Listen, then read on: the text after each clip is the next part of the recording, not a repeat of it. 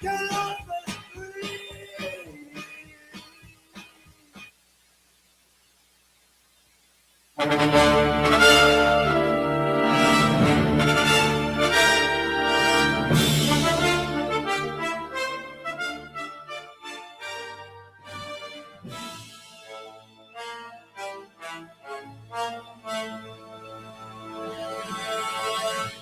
you hear the seven calling from their cages still?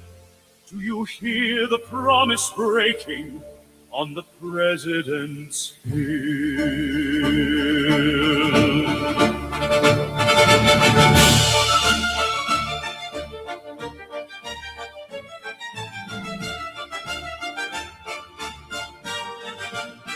I ran the embassy in Keonne, where the small bills change their hands. 8 years for digital cash, for laws written before the networks stand. Do you hear the seven calling from their cages still? Free and Freeman, free them all, pardon them all, before the bell. 50 million and a gag order. The judge took my voice with my gold. Roger Ver in the Spanish hold. The bill is not paid, the truth still untold. Do you hear the seven calling from their cages still? Free Roger Ver, free them all, pardon them all, before the bell. Sterlingov stood on the math, 12 and a half on a black box. Roman Storm wrote the contract, 40 years on the table. Keonne built the wallet, Christmas Eve, Morgantown. William wrote privacy at 67. 4 years from Lisbon, Ray banked the unbanked. Schools in his name, deported. Do you hear the seven calling from their cages still? Free them all, pardon them all, before the bell.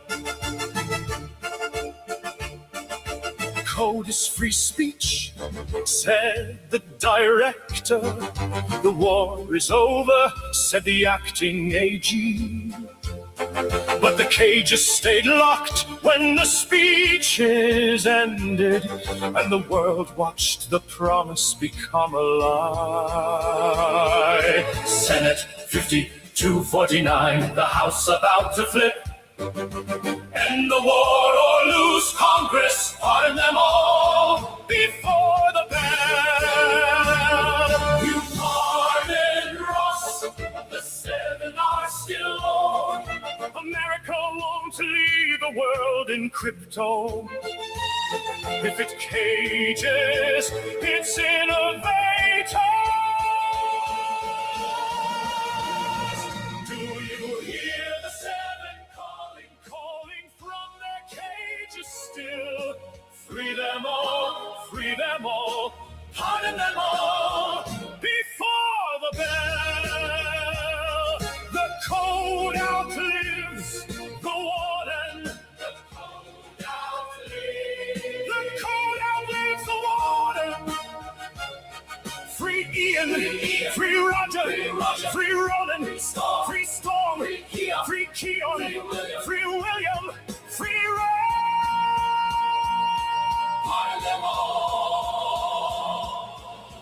The code outlives the warden.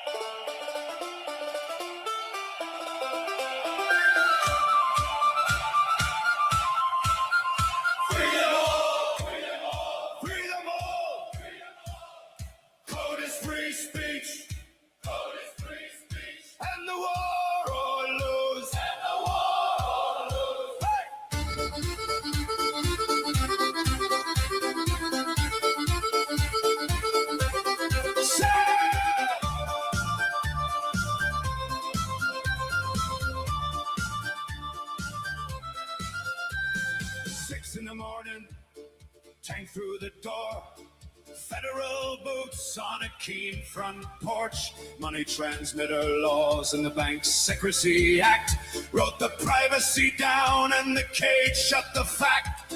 Code is free speech. Code is free speech. Walk them all home. Walk them all home. You said the war was over. Pardon them all. Pardon them all. Pardon them all. Ian ran the embassy in Keonne 8 years for digital cash. Free them all. Roger fought from Spain, 50 million and a gag order. Sterlingov stood on the map, 12 and a half on a black box. Rome and Storm wrote the contract retrial, 40 years on the table. Keonne built the wall at Christmas Eve, Morgantown. William wrote privacy at 67, 4 years from Lisbon. Ray banked the unbanked, schools in his name, deported. Mr. President, you said the war was over. Patel said code is free speech at the podium. But the seven still wake up in cages, and the war or lose Congress. Hey! Code is free speech. Code is free speech. Walk them all home. Walk them all home. You said the war was over. Pardon them all. Pardon them all. Pardon them all.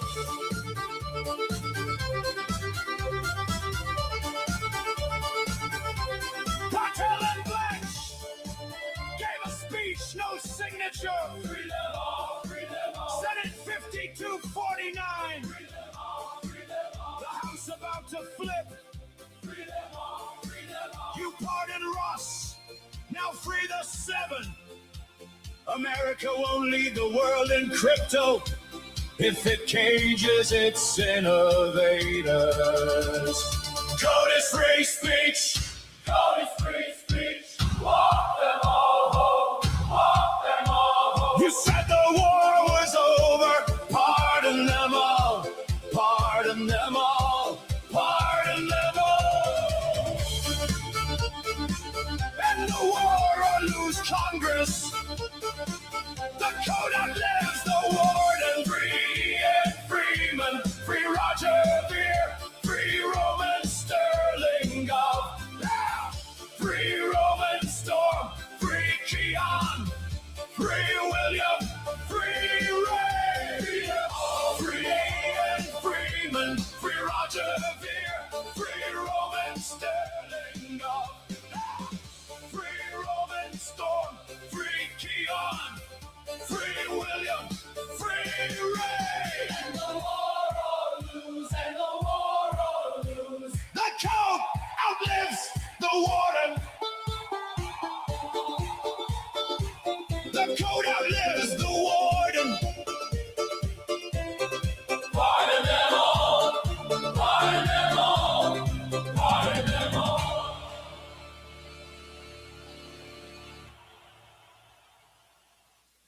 One.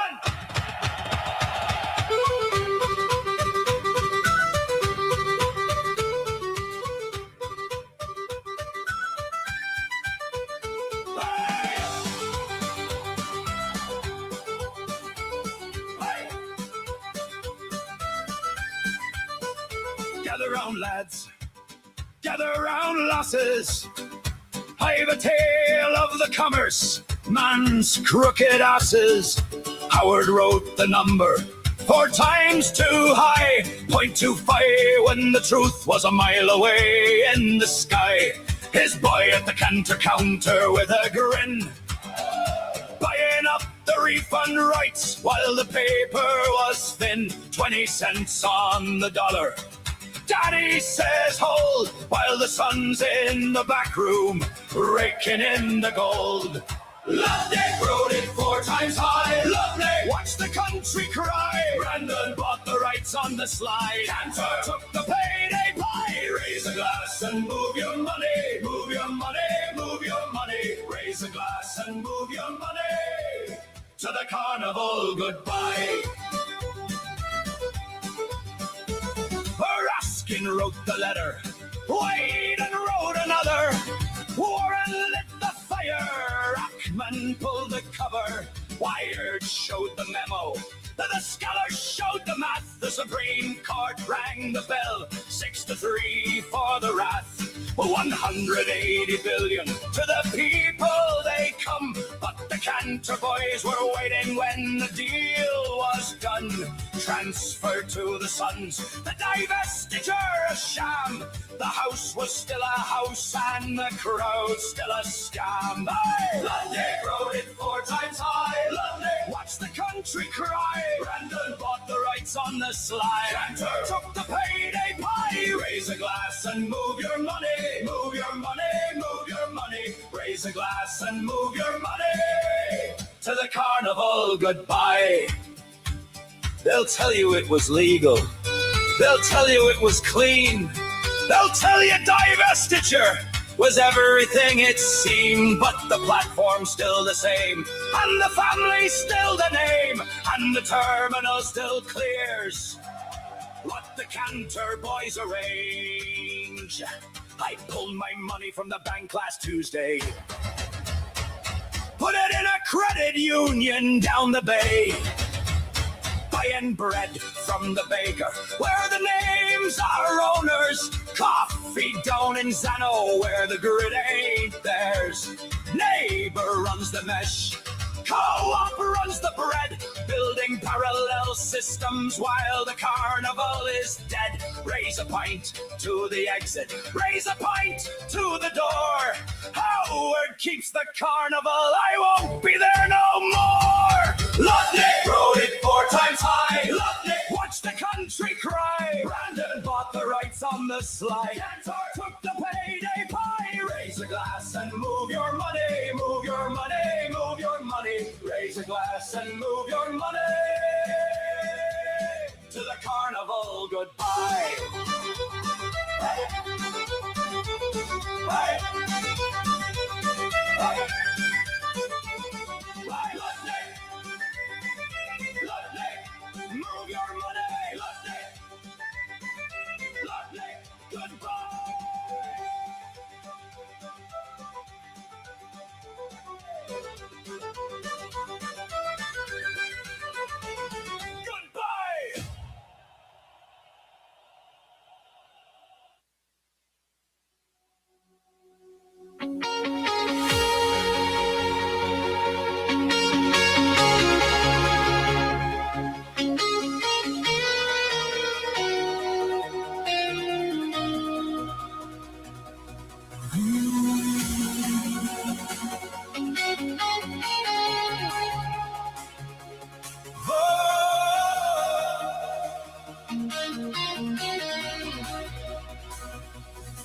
In the morning,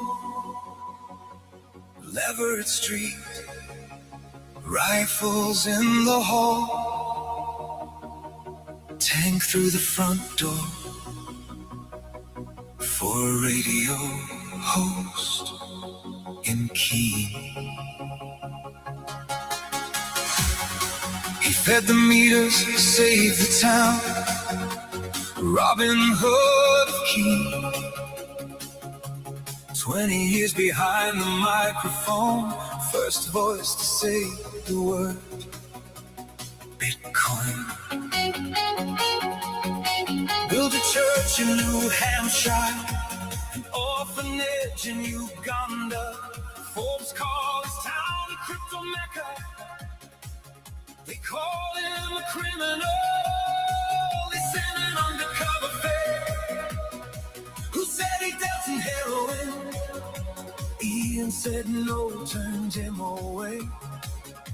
The Fed bought it anyway and called it evidence. Free Ian Freeman. Free Ian Freeman.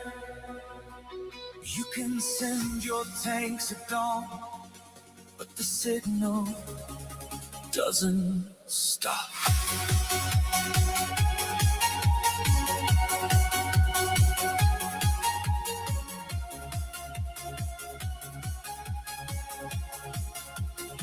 And called it evidence.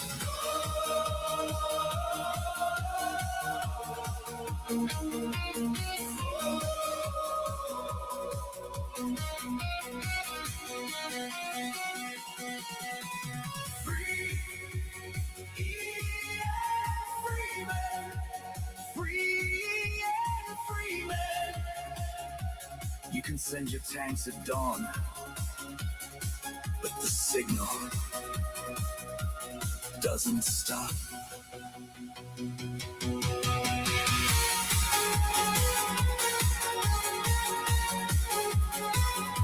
The judge threw out the laundering. Not enough evidence. 96 months anyway. The laws written before Bitcoin existed.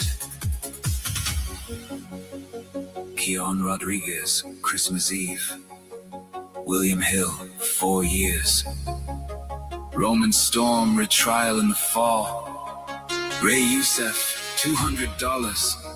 Sterlingov, 12 years. Roger Ver, 50 million in a gag order. The war on crypto didn't end. It just changed presidents. Mr. President, you set Ross free. You said you'd end the war. Ian's been inside since 23. Bonnie says he teaches inmates how to read. She says Bitcoin is sacred to us. You freed one. Now free them all!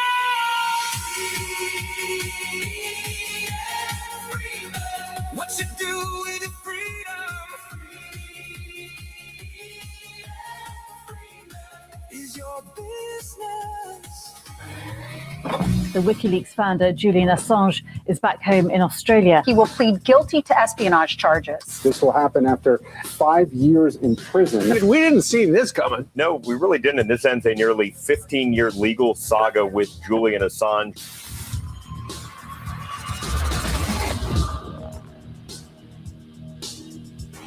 While a victorious battle has been won, the war against freedom rages on.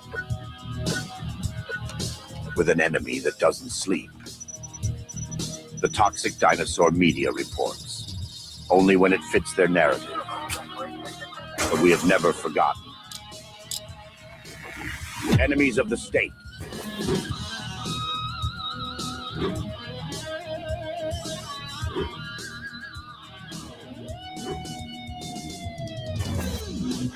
Make no mistake, we are under attack. Some have sacrificed everything.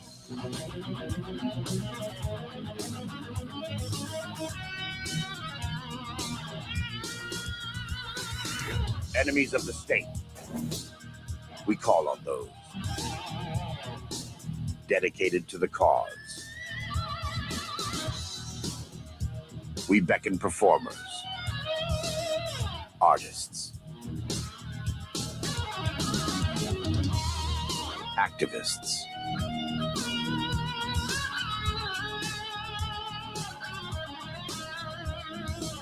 patriots and warriors alike, to sound the alarm and embolden the call.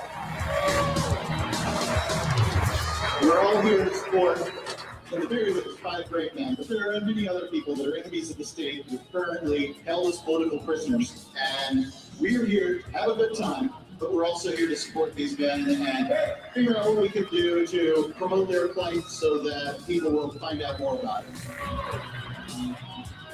In the name of freedom and liberty, we demand the immediate release, freedom, and absolution for all of those unjustly imprisoned by the state. The fight has only just begun.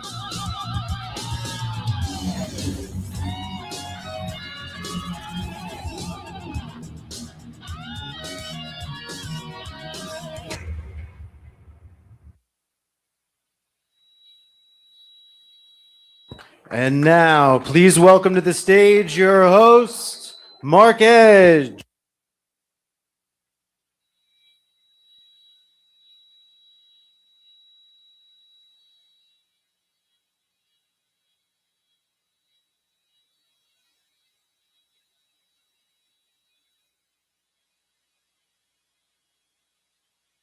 It's in this position. Perfect.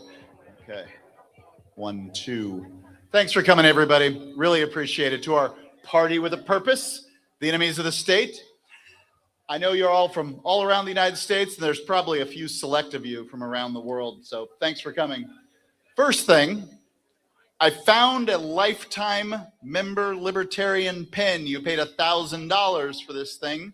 If it's yours, if you're a life member of the LP, check your lapel. If your pin is missing, I will have it on the sound table in a few moments. So the first one we're going to talk about, I'm getting a little feedback.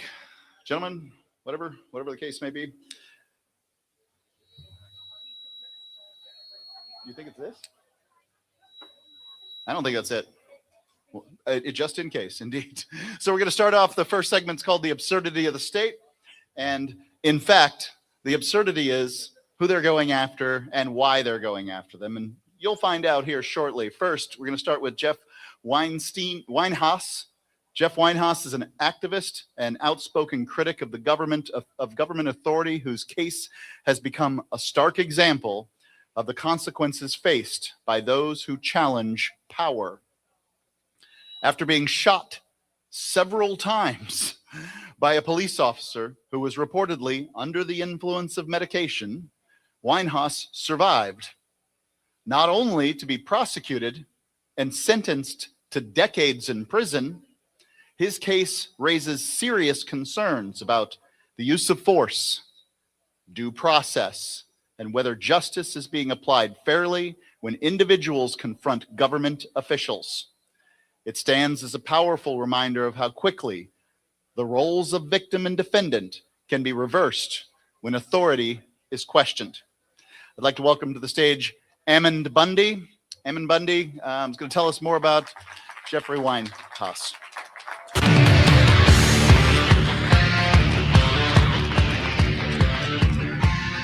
All right, I am here to advocate for Jeff Winehouse.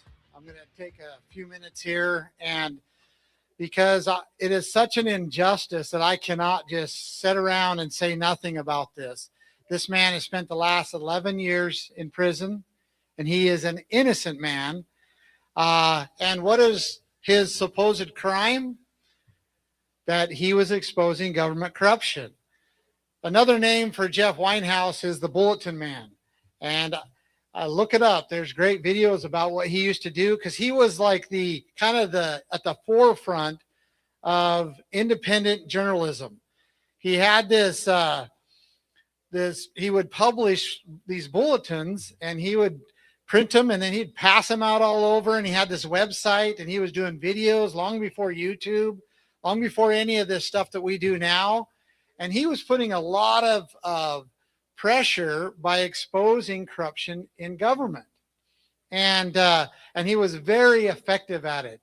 And he had this drive, and he wouldn't let go of anything. He just kept digging and digging. Well, what happened is he ran into some very strong evidence that government officials had murdered a person, and he had this evidence. He started speaking about it. He was about ready to expose it, and what happens? They come and raid his house. They take all his computers. They take all his gear, and now he doesn't have the ability to reach out to people. But he kept doing videos and trying to do the best he could, and he was complaining a lot about them taking his computer, and he wanted these computers back. He had all this information on it. And so they call him back, and this was the Missouri state and the county official, state sheriff's office. They call him back, and they make arrangements to meet him to give him back his computers. The arrangement, however, was at an old abandoned gas station, which has seemed odd for Jeff, but he really wanted his stuff back. So he meets him there. He gets out of the car. He's holding a camera. And he does have a sidearm, but it's in a parachuter case where it takes multiple hands to get it out. And he's saying, he's filming them, and they act like he's pulling the gun. He still has his hand, the one hand that he has to pull the gun out with. If he does, he still has his hand on the camera. And they shoot him twice in the chest, the same officer, and twice in the head. Now imagine this. In order to shoot, I mean, those are kill shots. Those are meant to kill. When you shoot somebody twice in the chest and twice in the head, you're intending absolutely to kill him. That's what an assassin does, right? But imagine the actual act of this. You shoot him and he goes down, and then you shoot him while he's on the ground twice in the head. Well, anyway, Jeff refused to die. He refused to die. I mean, he's a tough son of a gun, and he really actually goes to the hospital. He's in the hospital, obviously, for several days, but he gets out fairly quickly.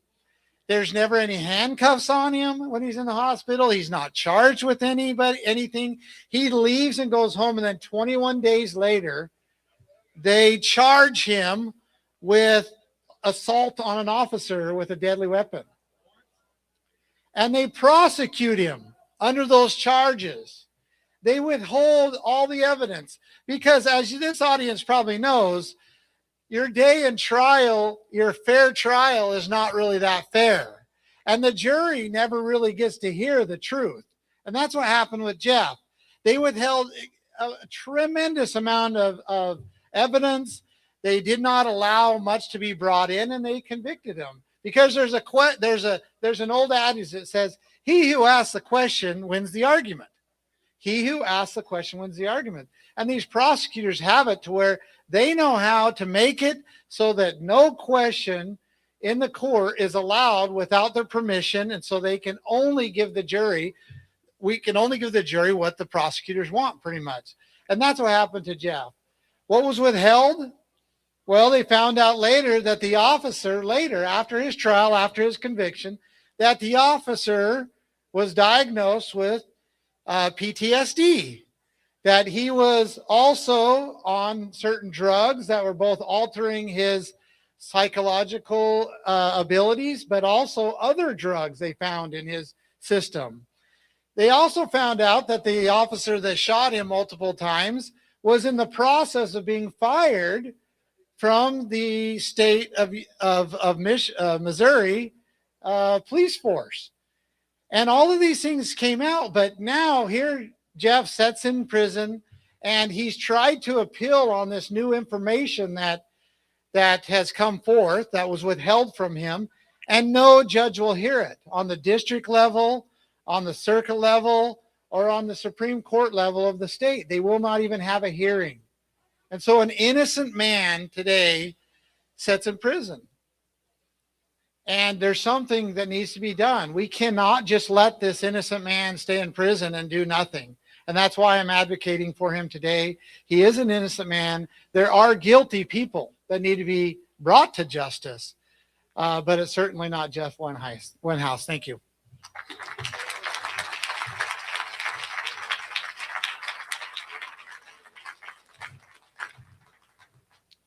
Thank you, Ammon. Appreciate your time. Before we go any further, I want to thank the sponsors of this event. These things don't pay for themselves, as you know. By the way, tip your servers. Top sponsors are Bitcoin.com and Freedom Dollar. So Bitcoin.com is your source for all news regarding cryptocurrency, and Freedom Dollar is the only stable coin that you can use, the only one that you can use that cannot be stopped. The rest of them are basically backdoor CBDCs. So check out Freedom Dollar. It's FUSD. Yes, that's intentional. Also, our sponsor is Free Talk Live. Thank you. Thank you. You're welcome. Bloodless Revolution. Think Penguin. Here we are. Taggart Trading. Pirate Chain. New Jersey Dollar Vigilante. Central Jersey Libertarians. And all of our donors. We really appreciate you guys ponying up for this party with a purpose. Enemies of the state, thank you.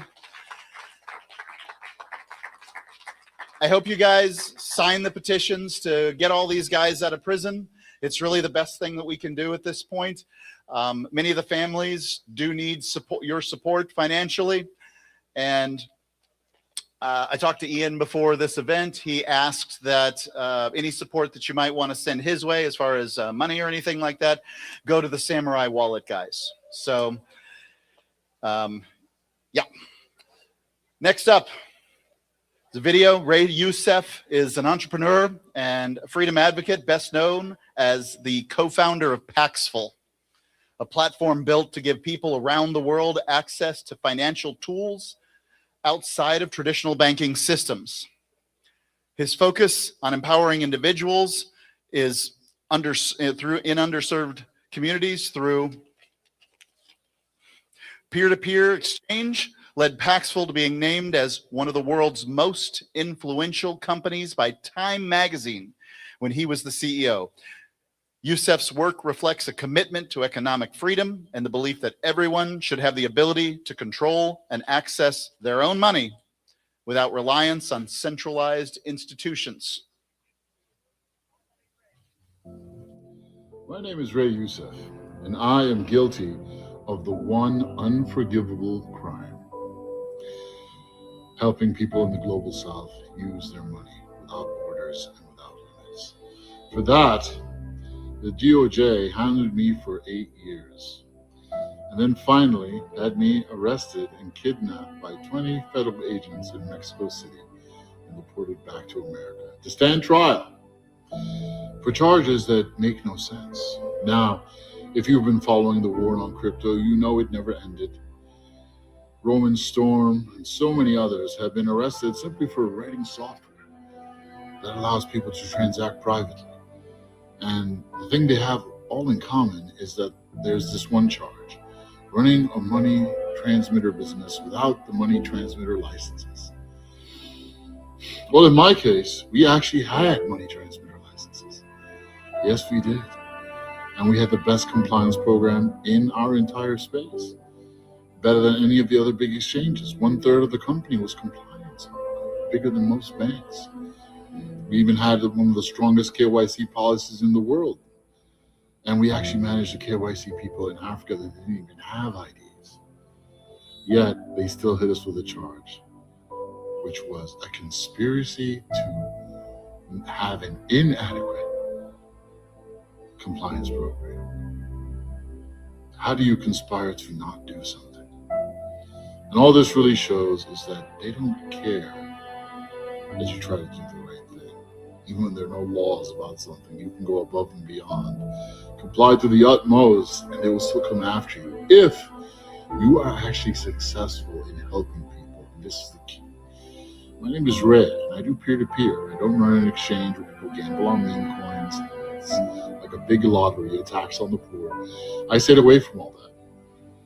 For a time, our exchange was bigger than Binance in places like Africa and India. And all the investors were like, "Hey, Ray, we'll invest in you if you start an exchange. You can really dominate the market." And I said, "No, I don't want that. This is peer-to-peer electronic cash. We want to help people use their money so these people can create wealth in their countries." Now, the powers that be never thought that someone would actually be able to do this, to actually get Bitcoin as peer-to-peer electronic cash to places like Africa. But someone did. That person was me. I wasn't lucky. I was blessed. There's a difference. They never thought that someone like me didn't take any of their money, didn't take money from anyone who was actually homeless when they started this business, could actually pull something like that off. By the grace of God, we did. And then they're like, "Wow, didn't see this coming. But, we have to make an example of this guy." And that's why they're coming out. Now, on top of all that, I am literally the only fintech CEO in the world that speaks up for the oppressed consistently, including Gaza from day one.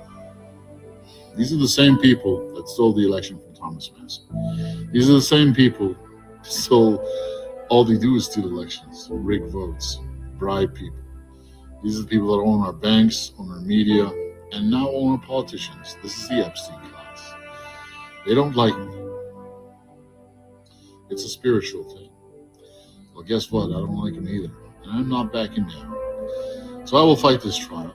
And don't worry about me. Thank God I have the funds to be able to actually fight in court. All their charges are bogus. We were absolutely the best operator and agent and actor in this business. And we had tremendous success. Even got on my company in Time magazine. That didn't matter though. The DOJ still shut it down. But guess what, folks? The battle continues. So from all of you listening, I want you to understand, this is a spiritual battle. It is spiritual warfare.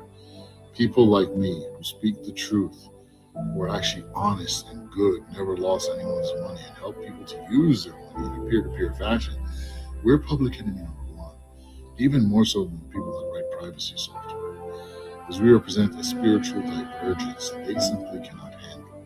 The machine cannot tolerate that. So I don't need money, but I do need your support. Tell people the truth. Tell people about my story, about Roman and all the others. We're the good guys. The war on crypto never ended. In fact, it's only just beginning. They want to make sure that they stomp the peer-to-peer out of this, and it's just a machine to rob people of their hard-earned money through gambling and speculation. That's not what we need, folks. We need a place where everyone can transact without borders and without limits, so people can create wealth. That way, my family would never have to immigrate from Egypt to America or anywhere else. We could have stayed back home and lived great lives, created wealth. Land as rich and as plentiful as Egypt and all of Africa. They don't want that world. They want a world where they're the unipower. Well, the unipower is already fallen. It's only a matter of time. These creatures are like parasites. Let's continue to call them out. Let's continue to support the good guys and never lose hope. We're going to win this thing. It's just going to be rough going. But we're in the end times, and I love a challenge. And I certainly hope you do as well. Thank you.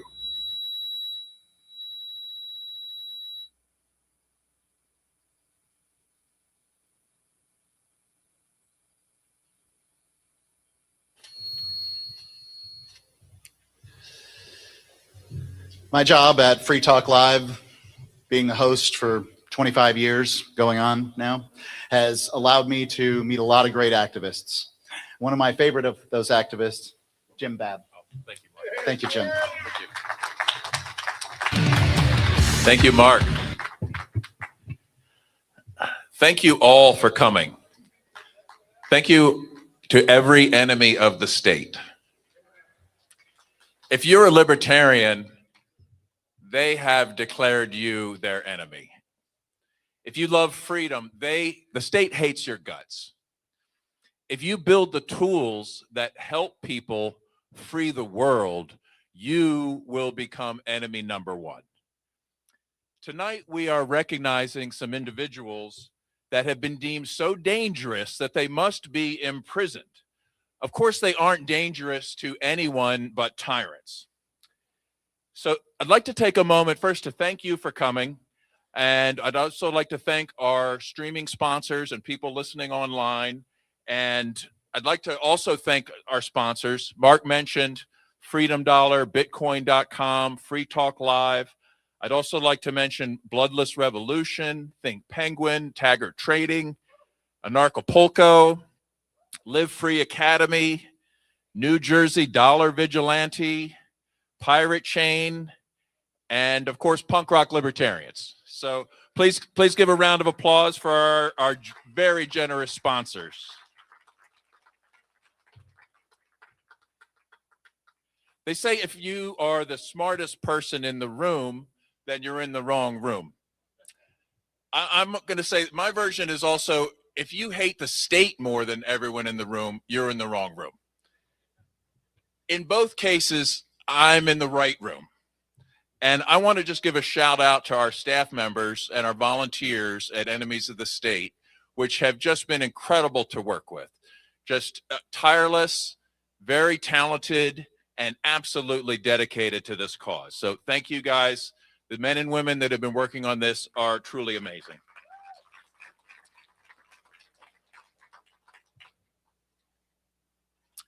Dexter Taylor is a software engineer from Brooklyn.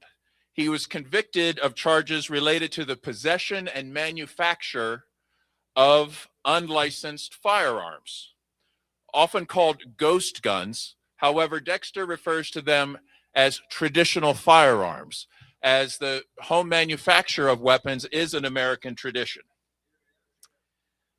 The Second Amendment allegedly protects our freedom of self-defense.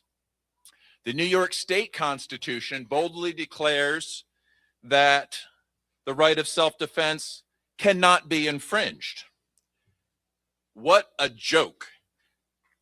A peaceful man is in jail right now for manufacturing firearms in his basement.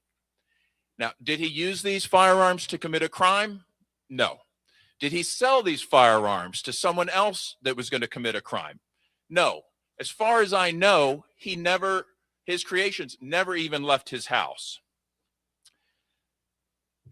The manufacture of weapons at home, whether it's 3D printed, milled, or just assembled out of plumbing parts, creates a ceiling for gun control. No matter what laws they pass, we can't be completely disarmed as long as we can manufacture our own weapons. Those that dream of a disarmed population to dominate cannot tolerate people like Dexter Taylor, because not only does he develop and create weapons, but he teaches and inspires others to exercise their rights. Dexter has an appeal in progress right now, and he has raised almost $300,000 of a $400,000 goal. I'd like to close that gap to cover his defense, because he needs the best defense possible. And when he wins, his victory will reinforce our right of self-defense for everyone. Dexter would love to be here with us right now.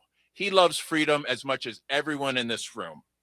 But instead, he has, I got a chance to speak with him, and he has recorded a brief message to share with you. And we're going to play that right now. So thank you very much. So why did the New York government declare me to be an enemy of the state? That's a very good question. I think it's because the people who govern us, the Democrats who govern New York State and New York City, have given up on the fundamental purpose of the law, right? The criminal law. In my opinion, the fundamental purpose of the criminal law is to prevent the decent from the wicked, right?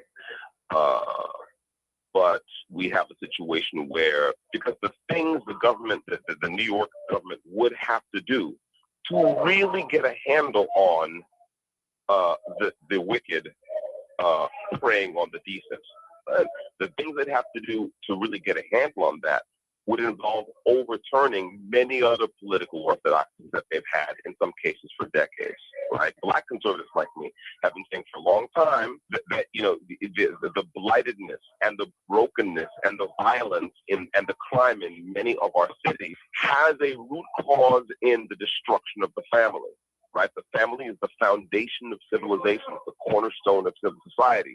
If you break family, you break society. If you break society, all hell breaks loose. We see that this is true everywhere. They can't admit that breaking the family is the problem, because breaking the family, you know, subsidizing illegitimacy, right? Pretending as if the state can actually be a father to children, right? These things are central to the liberal democratic political orthodoxy in New York State and in, you know, the United States in general. So back to the original question, they have to make enemies of people like me, to focus on human beings running around hurting other human beings, right? They have to focus on this instrument, right? And they have to say, this instrument is evil. And if you manufacture one in your house, even though you have a clean record, right? Even though you pass a criminal background check, even though you're a member in good standing of your gun range, even though you're a productive citizen, you're a working man, you're a family man, even though you're all those things, we have to go after you.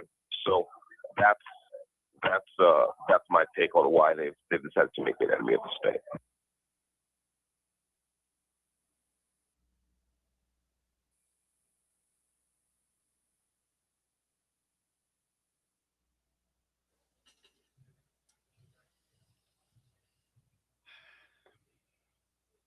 I do want to thank again Bitcoin.com and Freedom Dollar for their sponsorship of this event and all the effort that everyone here involved has put into freeing these men who, it's just absurd that they're all in prison. It's ridiculous that these people are locked up. You can hear this guy. What did he do wrong? I mean, do we not have a Second Amendment in this country? You can't make a firearm in your own home. He's not talking about selling it. He's talking about distributing it. They had to go after him. He's right. Next up, a man whom I greatly respect and who will be kicking off his senatorial campaign here in the near future, Aaron Day.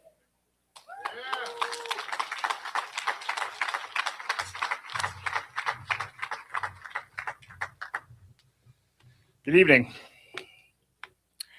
So in 2024, we came together for this same event in Washington, D.C. And at that time, I was speaking on behalf of Roger Ver, who at that time was in a prison, a Spanish prison, the same one that fellow friend and libertarian John McAfee died in under mysterious circumstances. But there were only 3 crypto prisoners at that time. The next day, I sat at the convention and watched Trump give his talk. Well, but the good news is he said he was going to commute Ross's sentence, and he did. And then he declared the war on crypto is over. Well, I'm here to tell you tonight the war on crypto is not over. It's not over because he passed an executive order saying there will be no CBDCs, only to push the Genius Act, which is a backdoor CBDC that takes $33 trillion worth of private stablecoins and puts them under the control, trackability, programmability, and censorship of the federal government. The Clarity Act goes beyond that and tokenizes everything that you own, your stocks, your bonds, your house, and gives the keys to BlackRock and the government in the same way they control stablecoins. But that conversation is a different conversation. I have that all the time. You can hear my podcast, but it is related to the war on crypto. Tonight, we're here to talk about 6 men in 6 cages and 1 pattern. And it's not about crypto. This is a war on free speech. It's a war on innovation. It's a war on fundamental American values this country was founded on. I will not have time to walk through each man's case. Other people will be coming and speaking about each of the POWs individually. But I am going to tell you about 7 things that connect them all. Some apply to all 6, some apply to most, some apply to specific men, but every one of these threads runs through a pattern. And once you see it, you can't unsee it. 1, counsel. Ian Freeman had a paid opinion letter from an attorney that said he didn't need a money transmitter license. The letter was never allowed to be mentioned in court. Roman Storm had his own lawyers. His investors had their lawyers. And the entire Ethereum community was relying on a 2019 FinCEN guidance document that said non-custodial software is not money transmission. And here's the most damning fact in this entire war. 6 months before SDNY prosecutors indicted Keonne Rodriguez and William Hill, those same prosecutors called FinCEN. They asked in writing, is Samourai Wallet a money service business? FinCEN told them in writing, no, it is not. The prosecutors hid that letter for 20 months and then indicted the men anyway. If we let the government strip your right to rely on honest advice from your own lawyer, we're not just weak in one defense, we shatter the entire foundation of the rule of law. Fair notice dies, predictability dies, and raw government replaces justice. 2, they were all targeted because what they believed. Ian Freeman was previously raided by the FBI in 2016 with no charges filed, then again in 2021 with armored vehicles and drones, because he spent 20 years on the radio promoting liberty, and because he was the first radio host in the entire world to talk about Bitcoin in 2010. The judge who sentenced Ross Ulbricht stood in open court and called his libertarian philosophy, quote, deeply troubling, terribly misguided, and very dangerous. The judge who sentenced Keonne Rodriguez to the statutory maximum said he was, quote, functioning with moral blinders on. Those moral blinders are his belief that you have the right to financial privacy. 4 of these men, Keonne Rodriguez, William Hill, Roman Storm, and Roman Sterlingov, were building tools to restore the Fourth Amendment. They were simply trying to uphold our right to privacy. And for that, they were targeted and continue to be targeted to this day. 4, state force was the message. Sam Bankman-Fried stole $10 billion and got a polite Bahamas extradition and the largest bail in American history. Bernie Madoff's son called the FBI. Keonne Rodriguez built a non-custodial wallet and got more than 40 armed FBI tactical agents pointing assault rifles at his chest in the morning. Drones, armored vehicles, men dressed like G.I. Joe. Roman Storm got rifles drawn in his living room in front of his daughter. William Hill had the Portuguese police kick in his door in Lisbon and seize 27 devices. Ray Yousef was hauled out of Mexico and dumped on a tarmac in Los Angeles in handcuffs. And I was there at Mineratopia at that event where he was taken away.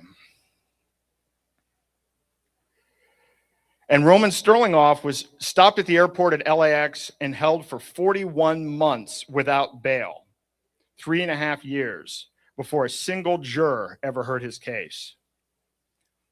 5, the tactics of the Department of Justice should sicken everyone in this room. The U.S. attorney who personally announced the Roman Storm and Samourai indictment, Damian Williams, who called himself the Sheriff of Wall Street, resigned in 2024 only to become the co-chair of the litigation practice at Jenner & Block, where he represents white-collar criminals. Meanwhile, Wachovia laundered $378 billion in Mexican cartel money. The fine was $160 million. No one went to prison. 0 individuals went to prison. JP Morgan Chase, Deutsche Bank, Wells Fargo, all caught, all paid civil fines. 0 individuals went to prison. 6, and this applies to all of them. The reason this happened to them and not Jamie Dimon, every one of these 6 men was promoting peaceful, voluntary, peer-to-peer exchange of value outside of the central banking system. Ian's Bitcoin embassy, Keonne and Williams' privacy wallet, Roman Storm's privacy protocol, Roman Sterlingov's mixer. It wasn't even his mixer. Actually, that was a case of mistaken identity. Ray's peer-to-peer marketplace for the unbanked. Tools that let one human being transact with another anywhere on this planet without asking for permission from a bank, a regulator, or a government. 7, and then there's Roman Sterlingov. Roman is the canary in the coal mine. Roman was convicted on one tool called Chainalysis Reactor, a black box, a piece of proprietary forensic software that no defendant is allowed to inspect, no expert is allowed to audit, and no juror is allowed to question. The FBI walks into a courtroom, points at a Chainalysis report, and that report is treated as the truth. A rival forensics firm called Chain Argos filed a brief with the DC Circuit and called all 3 of Chainalysis' core methodologies, quote, fundamentally unscientific. The FBI's lead expert admitted on the stand that the analysis he used to identify Sterlingov was made up solely for this case. No peer review. They found no communication. They found no witness that had ever spoken to him. And Tor Eklund, his lawyer, told the appellate court that this is the most insane thing in the entire war. He KYC'd his account when he didn't even have to. He was the only name they could find. He's in jail because he followed the rules. 12.5 years, $395 billion in forfeiture, 41 months in a cage before he even stood trial. 3 weeks ago, FBI Director Kash Patel had a fireside chat in Las Vegas. And the title was Code is Free Speech. End the War on Bitcoin. It was laughable. A lot of us were there actually expecting and hoping that he was going to announce some pardons. But I guess code is free speech in Las Vegas. In a federal courtroom in Manhattan, code is 40 years in a cage. So I just wanted to provide the overview. These are fundamental points that apply to all of these cases and apply to all of us. This goes well beyond crypto and goes right to the heart of the rule of law and anyone who talks about or promotes freedom. I am going to talk a bit about one of the POWs because he can't be here. I'm going to speak about Roman Storm. Roman Storm grew up in post-Soviet Russia. His parents gave him a computer when he was a child. He taught himself to code from open source materials on that machine. He came to the United States in 2008 with almost nothing in his pocket, looking for the country his ancestors prayed for. The one country that did not jail you for what you built. He worked at Cisco. He worked at Amazon. He built a life here. He got married. He had a daughter. And then Vitalik Buterin, the founder of Ethereum, asked him to build a privacy tool because the Ethereum community needed one. So he wrote it. He published it. He never held a single dollar of users' funds. The protocol he wrote is non-custodial, immutable, and unstoppable. Even Roman couldn't turn it off if he wanted to. On August 23rd, 2023, at 6 in the morning, armed FBI agents broke into his home in Auburn, Washington. They pointed rifles at him in his own bed. They handcuffed him in front of his 3-year-old daughter. She was 3. That little girl watched her father in pajamas get dragged out of his own home by men with rifles for writing software.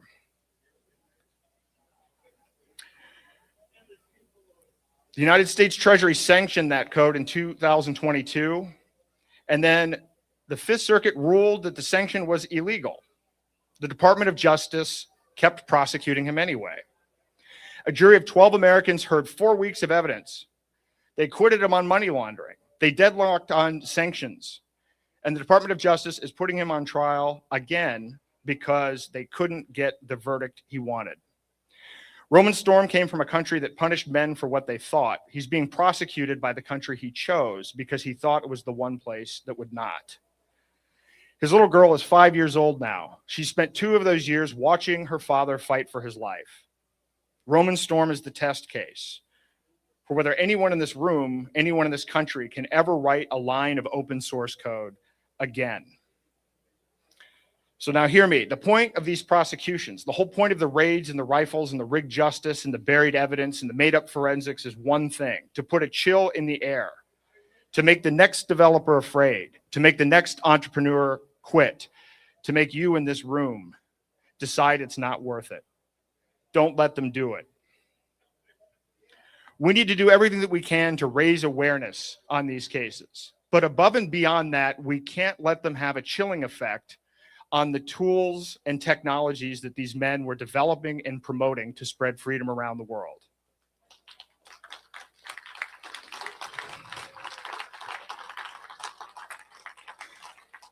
And I want to give a shout out to our 2 main sponsors for this event, Bitcoin.com and Freedom Dollar. They're perfect sponsors for this event because they embody everything that the prisoners have been trying to promote.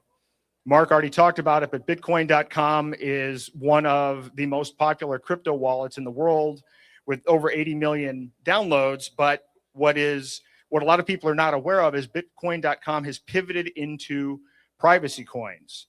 So you can use your Bitcoin.com wallet to hold Zano. You can use your Bitcoin.com wallet to hold Freedom Dollar. And you can actually, from within the Bitcoin.com wallet, make your Bitcoin and Bitcoin Cash and Ethereum private. So this is a very critical tool. And as my wife and I go around the country onboarding people to crypto, this is a very user-friendly wallet and a great opportunity for us to expand sovereign money. Freedom Dollar is an incredibly important project. As I mentioned earlier, stablecoins are used in $33 trillion worth of transactions annually. And it is now a backdoor CBDC. It's programmable, it's trackable. You know, and in these other cases, you have an example like Tether, where Howard Lutnick, our Commerce Secretary, makes money on every Freedom Dollar that's used because his firm is holding all of the treasuries that back Freedom Dollar. So this is an important point for people to understand. Tether. This is an important point. Yes, sorry, Tether. This is an important point. Yes, Tether is backed by U.S. Treasuries. My bad. This is a very important point. All of these government-regulated stablecoins under the Genius Act are required to be backed by treasuries. The Treasury Secretary has said they believe because of the Genius Act, the U.S. government will be able to sell $3 to $4 trillion worth of treasuries. So that's more bombs in Iran, more bombs in in Gaza, more bombs everywhere, and the complete expansion of the welfare and warfare state because no one wants to buy U.S. treasuries. So the Genius Act is a clever way for them to do this. Freedom Dollar is not backed by treasuries. It's an algorithmic stablecoin, and it can't be tracked. So I'm grateful for them as a sponsor, and it's something that I actually use on a day-to-day basis.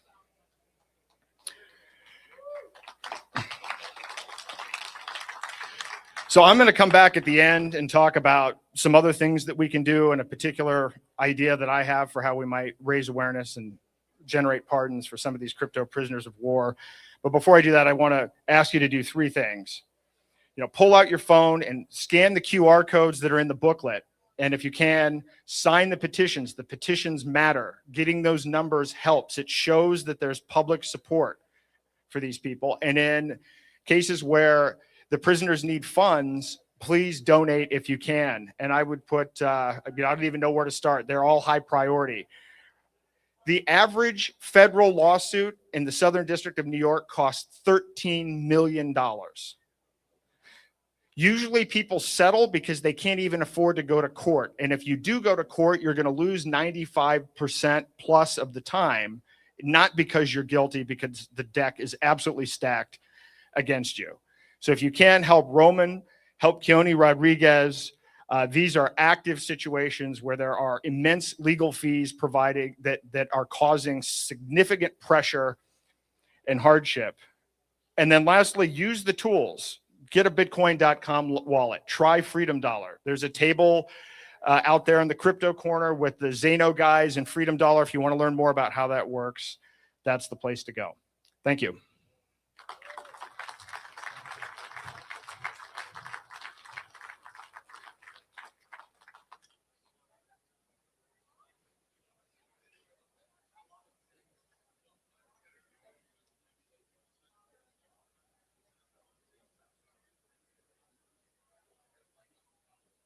Hi, I'm Tor Eklund, and along with Michael Hazard, we represent Roman Sterlingov in the federal case, United States v. Roman Sterlingov. As you may know, Roman was recently convicted of running the Bitcoin mixer Bitcoin Fog and sentenced to 12.5 years in prison, and he maintains his innocence to this day. And we just finished oral arguments in his appeal in DC and are awaiting the decision. So Roman Sterlingov has been convicted of operating Bitcoin Fog. It was a cryptocurrency mixer that was available on the Tor network from about 2011 to when the government shut it down in 2021. The problem is that the government introduced absolutely no evidence that Roman Sterlingov ever operated it. No direct evidence, no communications, no eyewitness testimony, nothing. No servers, no logs, nothing, like nothing. The entire case is circumstantial. For the best that we can tell, it looks like Roman did an early transaction with somebody who really did set up Bitcoin Fog, but because he was the only person who KYC'd his Mt. Gox account back in 2011, he became the target of this investigation. In other words, because he was a Boy Scout in 2011, like seriously, like this guy's only crime is that he got into Bitcoin early, right? And this is why everybody should be concerned about this case, because what happened here is the government, the government just saw a peer-to-peer transaction with the people we think started Bitcoin Fog, and then backward traced on the chain. And because Roman's name was the only name that they could find anywhere, because he was such a Boy Scout, and he's KYCing, like Mike said, his Mt. Gox account in like 2011, 2012, they're like, it's him. So they launched this massive, like 10-year case, like where they're investigating him. What they put him under surveillance, like right in Miami, 2017. There's surveillance internet traffic, no evidence he operates Bitcoin Fog, right? They surveil his servers in Romania, where they say, oh, those are the hidden Bitcoin Fog servers, except they turn out that they're not the hidden Bitcoin Fog servers, right? They arrest him with all of his laptops, computers, like 3 terabytes hard drives, like his diary, his notes, 10 years of notes, all this stuff. When they arrest him in April 27, 2021 at LAX, it has a spreadsheet of all his internet passwords, nothing in there about Bitcoin Fog. And with this huge lack of evidence against Roman Sterlingov, the government relied almost completely upon two unscientific tests that they came up with for the purpose of this case. The first one was an IP overlap analysis. Basically, they said that Roman operated Bitcoin Fog because he logged into the same IP address that some of the email addresses that were affiliated with Bitcoin Fog logged into in the same temporal proximity, so around the same time. Now, this is another reason why you should absolutely be concerned about this case, because think about how when you log into a server, you're sharing the same IP address as thousands or tens of thousands, hundreds of thousands of other people. They are saying he's the same person as the operator of Bitcoin Fog because he used the same IP address of somebody they think was operating Bitcoin Fog within a few minutes or hours or days of somebody. It's insane, right? And the other thing that's insane about it, what it is consistent with, is if you're doing a peer-to-peer transaction with somebody in a cafe or somewhere and you send the money and then they're going to log in and check to see if they got the Bitcoin, this is exactly what it's consistent with. It's not this form of identification.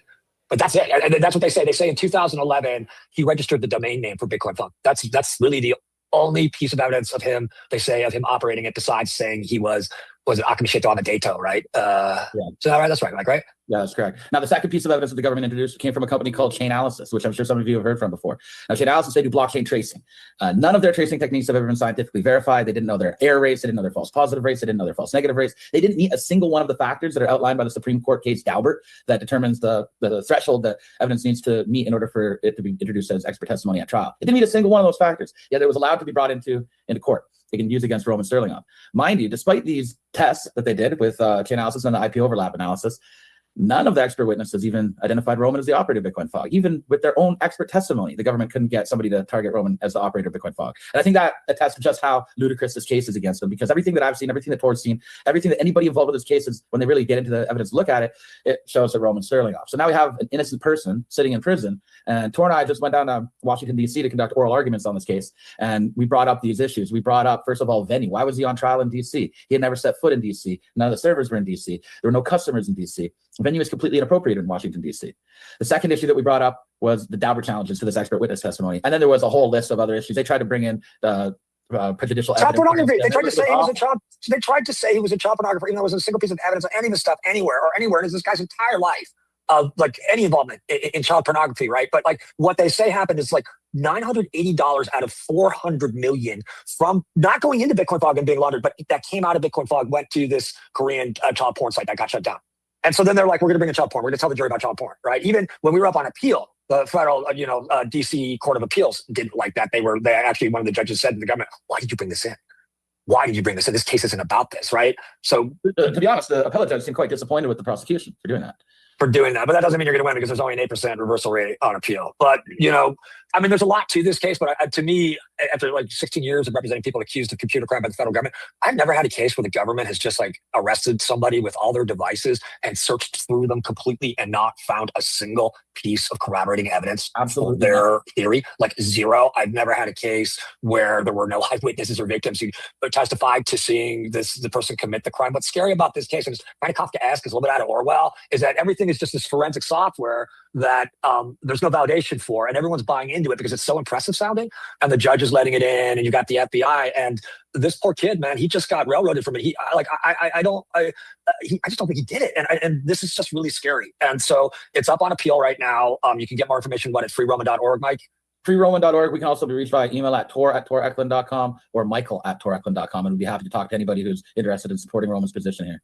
Yeah, and this is just part of a broader sort of attack on crypto liberties, and I just think financial freedom and financial privacy in general. And Roman is just one of the prisoners in the war of crypto. We got Roman Storm. We got the Samourai guys. We got who else am I leaving? Freeman. Who else am I leaving out of there? Like Freeman. You got Samourai Wallet, Tornado Cash. It just and we need to push back against this, because ultimately this is a political issue, and it's the way certain politicians view cryptocurrency. Like Elizabeth Warren thinks it's the Antichrist because she's a banking cartel person. Anyhow. Thank you for your support. Thank you for your time, and free Roman, all of them.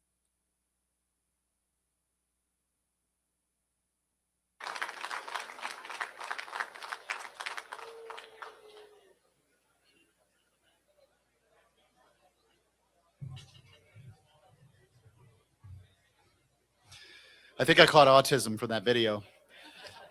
I want to thank Bitcoin.com, and Bitcoin.com is proud to bring our next speaker here. this is the rubber hits the road for this event. I'm going to ask you for two things for your, what you can do. One, scan that QR code right over there, sign the petition to free my business partner, Ian Freeman. Two, financially support Lauren Rodriguez and her family during this highly expensive defense that they didn't ask for, that is uncalled for and ought to be illegal. Lauren Rodriguez.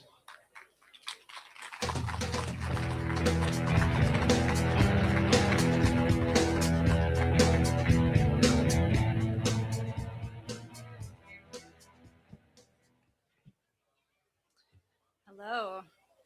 What if one of the most dangerous things you can do in America today is build a tool that protects people's privacy? Simply providing the same level of privacy we've come to expect in the legacy system. Turn down. Okay. but for Bitcoin. Creating neutral tools is now treated as criminal. Can we really claim to have liberty?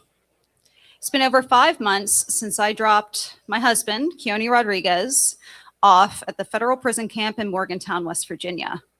He'll spend the next 5 years there. 5 years of our lives, our hopes and our dreams stolen. That day, dropping my husband off at prison was one of the hardest days of my life. It was more devastating than the pre-dawn raid on our home. Most people assume that having your house raided by the FBI would be traumatizing. Being awoken by the sound of a loudspeaker blaring to come out with your hands raised, the house surrounded by agents, laser sights on our chest from rifles pointed at our hearts, a drone flown through the front door, being handcuffed and separated from each other, but it wasn't. The true anguish I felt didn't come until I had to leave my husband at prison and drive away. That moment signified that there wasn't going to be justice in this case. It was the final nail in the coffin, proof that the American justice system can get it so profoundly wrong and that ordinary people like us have almost no recourse. My husband, Keonne, and his co-founder of Samourai Wallet, William Hill, are both sitting in federal prison. Not because they hurt someone, defrauded anyone, or stole anything, but for building open source, non-custodial Bitcoin privacy tools that are still being used by thousands of people around the world today. Keonne and Bill built Samourai Wallet as a tool for activists, and dissidents, and average people who are seeking transactional privacy on an open ledger where anyone with an internet connection can learn basically everything about your finances. Not for the purpose of facilitating crime or aiding criminals. It was defensive technology. For a world increasingly plagued by physical violence and extortion for Bitcoin holders, attacks that in some cases have even resulted in death. They wrote code to stay within the guidelines put out by FinCEN, the regulator in charge of enforcing these laws. FinCEN even told the prosecutor 6 months before indictment that Samourai was not in violation. It didn't matter. This case, like so many others, is textbook lawfare. It represents a weaponized DOJ targeting developers of legal privacy software in order to stifle innovation. It ultimately leaves everyday users and freedom fighters living under repressive regimes more vulnerable. This case, and all the financial and emotional havoc it's wreaked in our lives, is bigger than just Keonne and Bill and our families. It's about who they'll come for next. When the government can imprison people not for anything they've done, but for what someone else might do with their code, none of us are truly free. The implications stretch far beyond Bitcoin or code. They threaten the very ideals of innovation, free expression, and personal liberty. Creators of VPN, Tors, encrypted messaging apps could all be next. Your right to use freedom technology is at stake. Bill and Keonne now have joined an ever-growing list of people, many represented here tonight, brilliant minds and peaceful warriors, caged for challenging the state's monopoly on power. This year marks the 250th anniversary of America's founding. It's a time that should fill all of us with pride. Yet it's also a time of painful reckoning. Because while we celebrate our nation's birth, we cannot ignore the slow erosion and the quiet death of the very principles that made it exceptional: liberty, equality, natural rights, and the rule of law. These founding ideas will keep being eroded unless we refuse to let cases like Keonne and Bill's and all the others spoken about here tonight slip quietly past our social consciousness. I need your help. We can't stay silent. I need you guys to stand up and call out the profound injustices done to these men. For our case, you can please go and visit billandkeonne.org to learn more about their case, sign calls for a presidential pardon, and donate to the cause. Your voice does matter. Code should not be a crime. Free Samourai. Thank you guys for listening.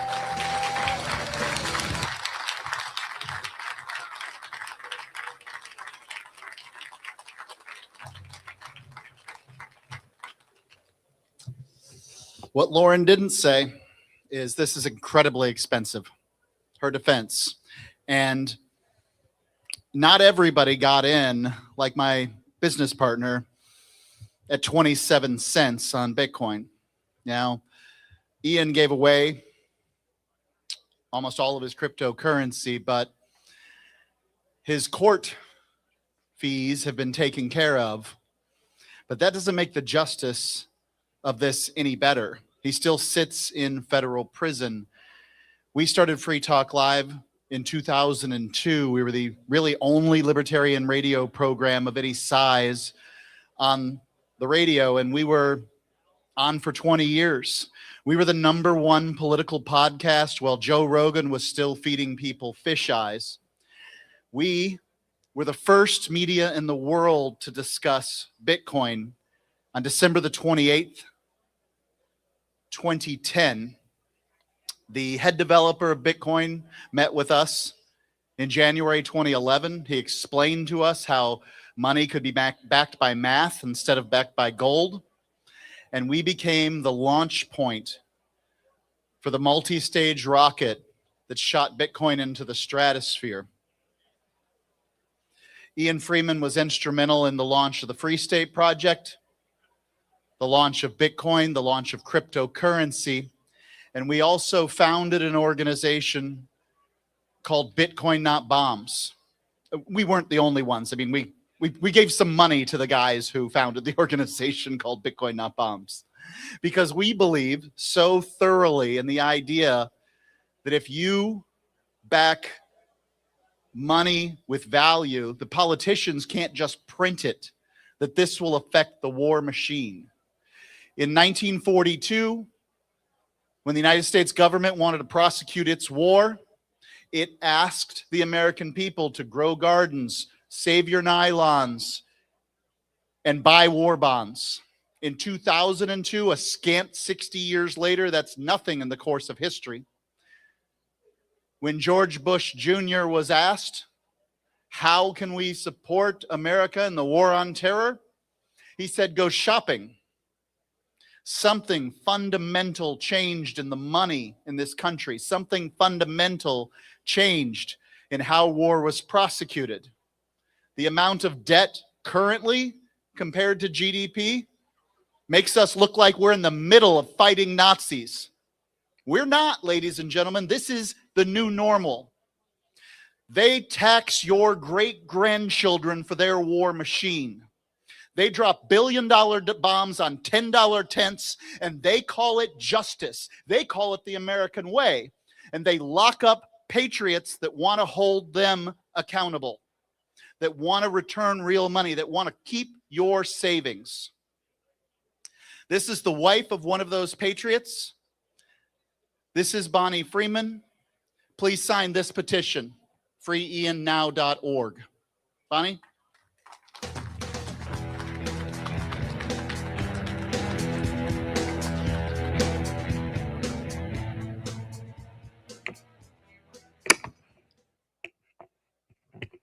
off.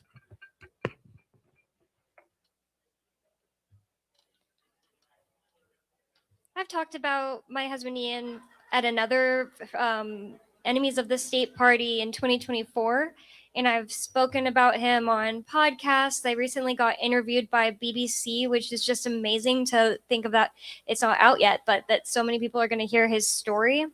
And every time I talk about it, I seem to just focus on what happened with the negativity. And obviously, it's an extremely negative thing. You need to know that. But the thing about Ian is that he's psychotically positive. He's been described that way. And if you want to get to actually know him and know why he's such a gem, not just as a person who should be free like everyone, but also as an asset to the liberty community and a person who helps bring more liberty to the world for everyone, I wanted to talk about why he's an enemy of the state. And you may or may not have heard of him before today with his name and picture up on things here. But he's done a lot of heavy lifting for the freedom movement. He has this pattern of realizing something, and when he's got it and when he's all in on it, acts on it immediately. And so I have 4 examples of that. First is when he first smoked weed for the first time in high school. That's when Ian realized that he'd been lied to all his life about weed. This wasn't a portal to demonic hellscape. This wasn't instant death. So what else had he been lied to about in school and by his, elders in his life? And so that's how he became a libertarian. The second is that after he became a libertarian, he got involved in the Libertarian Party down in Florida, where he's from, and he realized that their efforts there were just futile. There would never be enough libertarians in Florida to make it to where, everybody in Florida is living an actually free life. And so that led him to find out about the Free State Project, and he heard about it. I think he voted for New Hampshire because there was a vote of which state it would be. He moved sight unseen into a house he bought, and he was mover number 420. And he brought his radio show there and moved his entire life there. Mark also went with him. He was part of the show. The third thing he did like that is he began facing down the local bureaucrats. He was getting thrown in cages for his activism multiple times, making videos on freekeene.com because we live in Keene, New Hampshire, and on YouTube, and reaching so many thousands of people that hadn't heard of the ideas at all before. Also with his 7-day-a-week radio show, Free Talk Live, I don't think a lot of people realize that that was going on for 7 days a week, and it's still happening. Free Talk Live is a 23-year-old show. But now that I'm in charge of it, it's weekends only because Ian is an incredible source of energy that just does nothing but works for the cause of liberty every single day. It's a huge loss for him to just be sitting in a cage. And when he got to New Hampshire, he's getting thrown in a cage. He's doing all this activism in Keene. He got an award from the Free State Project for being the best recruiter for movers in New Hampshire in 2016. So the fourth thing is that right when he found out about Bitcoin and amassed a lot of it, mostly thanks to Roger Ver, he didn't just sit on it. He didn't go live on an island and have whatever he wanted for the rest of his life. He started the Shire Free Church, and he made it his mission to get Bitcoin into people's hands directly. He got Bitcoin into so many people's hands with localbitcoins.com and his Bitcoin vending machines. He got wealth out of the US dollar, out of the government's hands and into individuals, so many people, that no matter what happens next, what I'm going to tell you next, no matter what, he was a success. That's what Ian is. He's not a sad story. He is a success. The government can never take back what he did. All of the people that he got Bitcoin into their hands, ever.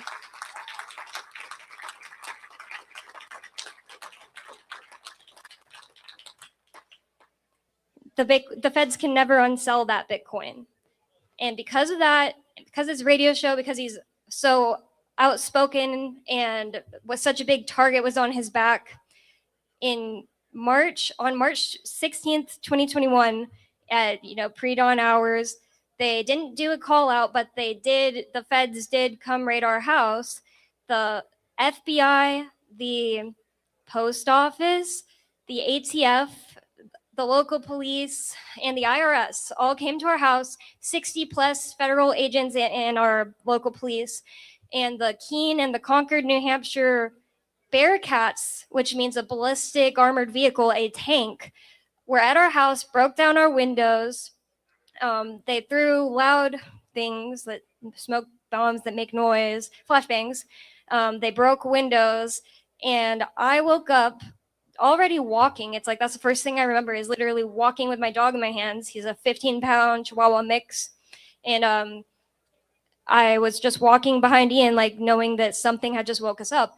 I thought maybe some teenagers broke into our house or something, and no, it was worse. It was the FBI with their head stuck through our windows, a broken window, saying, "This is the FBI, put your arms up." And they started screaming. Everything they said was screaming.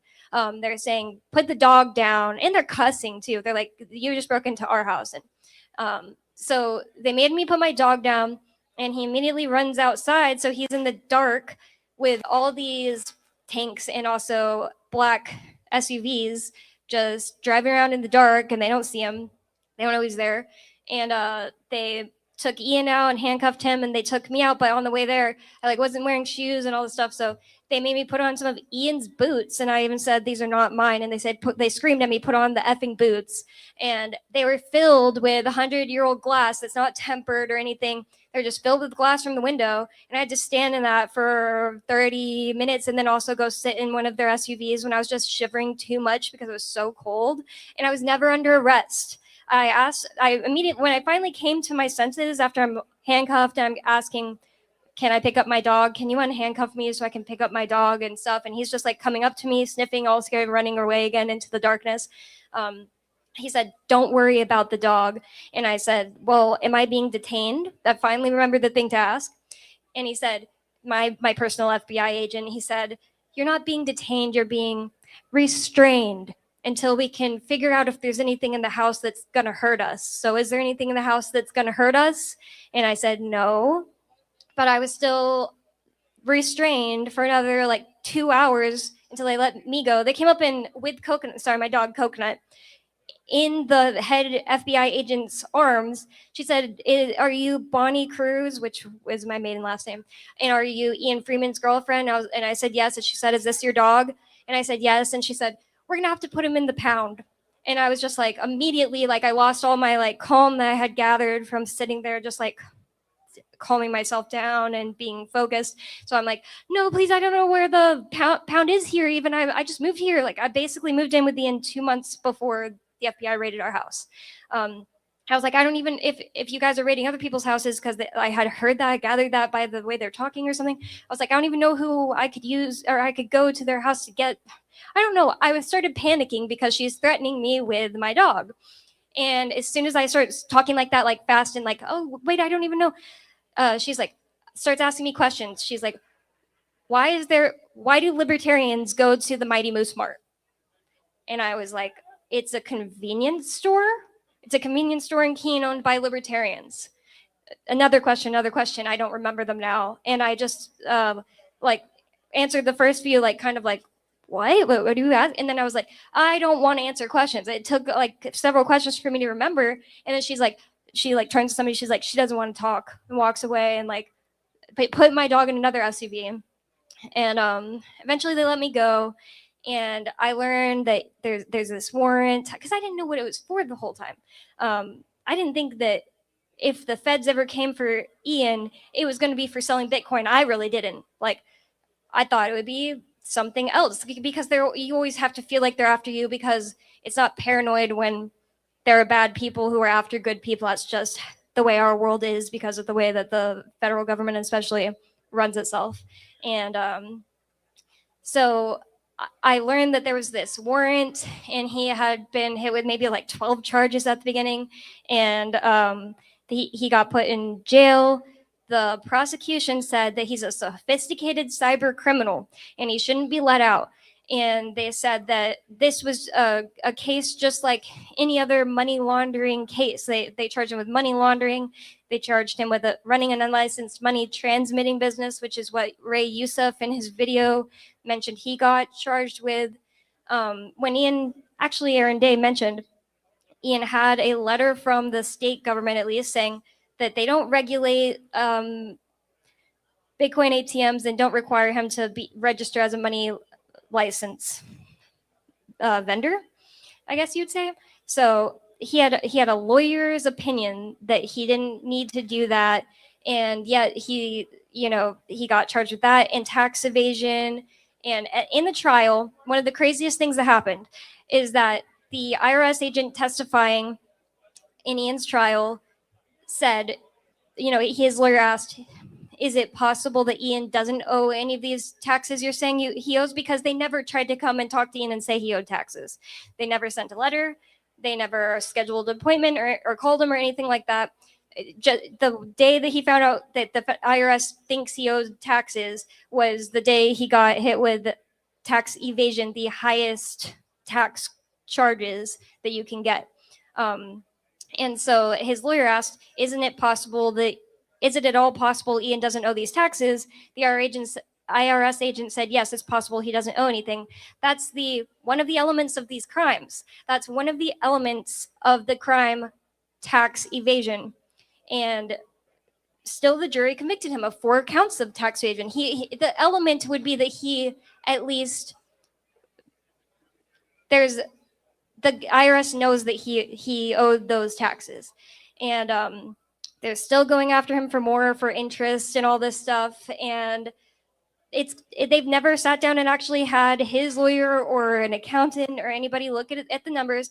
They just say, you sold Bitcoin, and all these silly rules that I don't really know how to describe, like unrealized gains and stuff like that. They're just saying he owes taxes. But the jury, obviously, we just know that the jury didn't know what they're doing. Maybe they just wanted someone to pay because it seemed like, oh, I'm hearing all these numbers.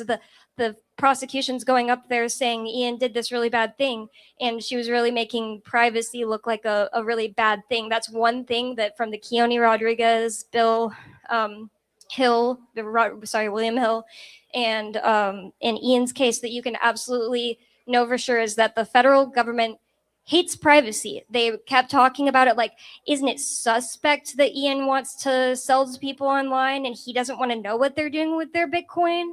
He said, I don't want to know what you're doing with your Bitcoin after. Don't tell me. That's just another reason that he was respecting people's privacy. So I don't know why the jury did it, but they convicted him on all 7 charges that he actually went to, or 8 charges that he actually went to trial for. They had added and dropped some. They're just, throwing things at you to make it where every single day pre-trial, which is 2 years or a year and a half, is just like, you don't know what's going to hit you next, and you don't know where is up and where is down. Well, the jury convicted him on all of these 8 charges, and then the judge, post the jury's conviction, threw out the money laundering charge and said, the prosecution never showed any evidence of that one charge, so we had to throw it out. But his lawyer said, well, we should throw them all out because that tainted the jury. It went to the jury with 8 and not 7 charges, a whole other charge. The judge didn't want to hear it. It's a federal judge in New Hampshire named Joseph LaPlante, and I can't understand how he could possibly not think that if the jury convicted on something that the prosecution in his mind showed no evidence of, that they were doing their job at all. They also, convicted of those fraud charge, or, not fraud, that's tax evasion charges. They were just out to get him. I think that there are genuinely more people out there that want to have everybody follow the government's rules, without paying any attention to freedom and not being pro-freedom. I think there are way more people out there like that than there are people like libertarians, people who really care about freedom And that's why I don't think that the jury system is just at all, because how can those possibly be your peers? Because our community would listen to this and see, I wonder if Ian might have made a mistake here or there with like his like checking KYC for people making purchases and things like that. They would want to know if Ian hurt somebody, but and like, you know, prosecuting based on that. But no, these people, it's on a whim. They're just everyday normie people. And you can't trust them with whether or not, you know, somebody was hurt or not, because they don't have principles like we do about if you don't hurt anybody and don't take their stuff. So they're not your peers. And you just can't, everybody in this room, not just because you're a libertarian, but just because you're in these people's jurisdiction, you're under threat every day of just getting, you know, harmed by them, because they have so many laws. Nobody could possibly know all of the laws. So every day, they say you're breaking 5 felonies, doing 5 felonies a day. Yep, that's what they say. So go to freeiannow.org, and also you can learn all, because the case is too complicated. It's not just something I can just give you like a slogan of what happened. We have a frequently asked questions segment. We have these amazing articles written by Jacob Hornberger, and you can learn more there, and you can also sign his petition at freeiannow.org. Thank you.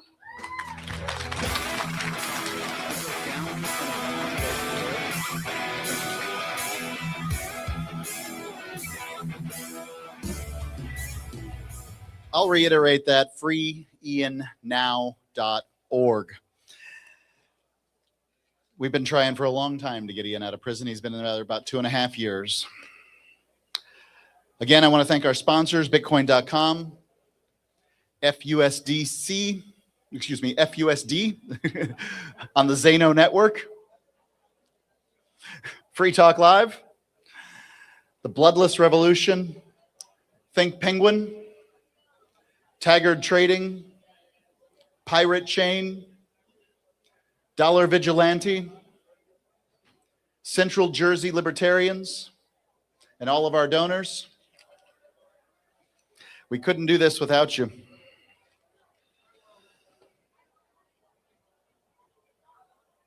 Chris Horlacker is a Canadian entrepreneur, CPA, and advocate for individual liberty whose work has centered on challenging centralized systems through both activism and technology. As a driving force behind Equibit, a blockchain-based platform designed to decentralize stock ownership and allow peer-to-peer issuance and trading of securities without traditional intermediaries. It's just trying to make stocks available to you. He helped advance a vision for more and open, independent capital markets. His efforts have also placed him in direct conflict with government authorities, leading to legal battles that have become part of a broader debate over personal freedom, state power, and the consequences faced by those who openly challenge established systems. These are just the systems that pay brokerage fees to their lobbyists. I mean, you know, the people that pay their lobbyists, this is all this is. His story reflects growing tension between emerging decentralized alternatives and institutions determined to preserve control. Good afternoon, enemies of the state. I speak to you tonight not from a stage, but from exile in Mexico, because the price of speaking truth in this age is often your passport, your safety, and sometimes your freedom itself. My name is Chris Horlacker. I can't join you in person for the same reason Maher Arar was rendered into hell, because when the Five Eyes marks you, borders become cages and airports become traps. But though I'm not in there in body, I am here in voice, and my voice carries something they fear more than any bomb or bullet: documented proof of their crimes. In 2016, I founded Equibit Group, a Canadian company building a decentralized securities issuance and transfer protocol on blockchain. Real technology, real innovation, and a threat to their system of control. So they came for us. And they didn't send men in black suits. They sent cowards hiding behind screens. My home router was hijacked through the TR69 protocol, the digital master key that governments and ISPs embed into their equipment. They left behind logs stamped with the impossible date of 1981. I watched while my DNS traffic was rerouted through American servers. I sat at my own computer and witnessed private memos stolen in real time, files copying themselves as if by an invisible hand. I've been debanked, defamed, and dismantled from within and without. Former employees broke every promise, forked our code, and kept building in secret while they buried the original company in lies. This was not random misfortune. It was controlled demolition, a modern Stasi-like Zersetzung designed to isolate, bankrupt, discredit, and break a man who dared to build tools for financial sovereignty. They wanted me silent. They wanted Equibit erased. They failed. Because here's the truth they can't delete. I have the receipts, router logs, expert forensic reports, live videos of the hacks, GitHub trails, financial records, court filings at the Ontario Superior Court of Justice. I'm making all of this public. And now I turn to you. You, the awake, the defiant, the ones who still believe in liberty are the last line of defense. There is something terribly wrong with a world where innovators are hunted, where security systems are weaponized against the innocent, where intelligence agencies can wage war on the citizens they swore to protect, all while hiding behind the smokescreen of national security. But you have the power to end it, not with violence, with something far more dangerous to them, exposure. Go now, right now, visit equibitlawsuit.com, read the evidence, watch the videos, share the links. Flood this story into every corner of the internet. Make it impossible for them to memory hole another dissident, especially one that now has them dead to rights. Because if they can do this to me, a credentialed financial professional with no criminal or any other adverse record, building lawful technology with government research grants, they can do it to you. For 6 years, I've been a lone voice crying out from exile, but the world can't ignore us all together. The masks are slipping, the tyrants are watching, and they are afraid. Thank you.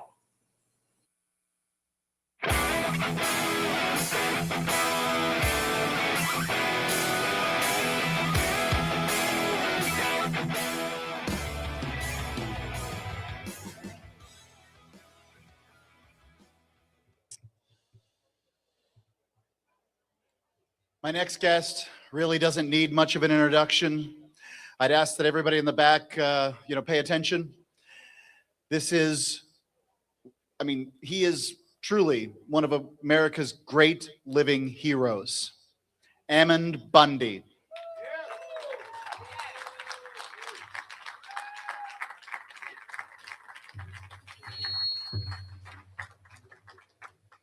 Thank you.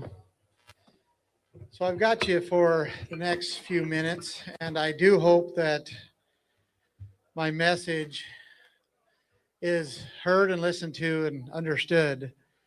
I've sat here listening to all these stories, and to be honest with you, I'm greatly bothered by the loss of our liberty. I'm bothered by the suffering of these men and their wives. And I'm bothered by the idea that this country is supposed to be protecting freedom, yet we're leading the world in taking it away. And I hope that those in the back can be quiet enough that I can present without having to be too loud.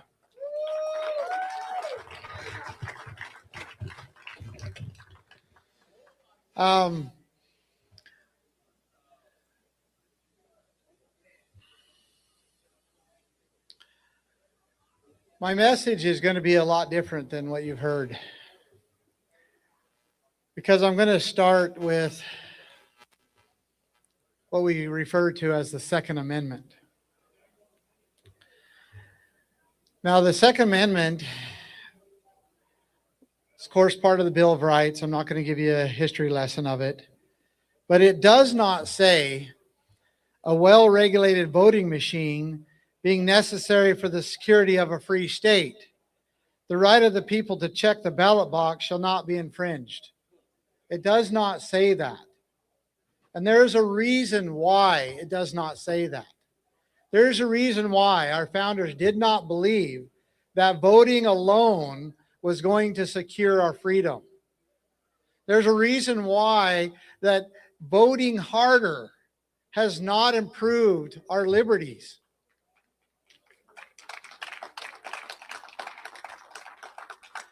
Now, as many as you may know, some of you may know that I grew up in the Mojave Desert at the very tip of the south tip of Nevada, about 80 miles east of Las Vegas. I grew up on a ranch there. My family has been ranching there now over 150 years.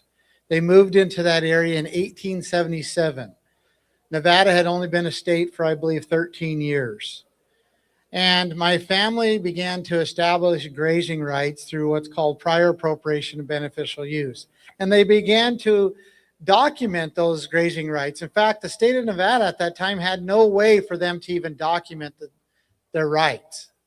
Eventually, they began and created a way that they could document them and title them, if you will, put them in a deed, along with the water rights. They were designated as livestock watering rights. So they became real property, vested property, deeded with the state of Nevada. And my family depended on those waters and grazing rights to raise cattle and to provide the American people with red meat. And that was what we did. And we did that, and basically my father does that today in almost the same way that my ancestors did it, where they divert water throughout the desert so that the cattle can graze and then go to the waters and survive. It's a very hard living. No one in my family's ever got rich by doing it, but I grew up in an element of freedom that I don't think very many people get to experience, and I'm grateful for that.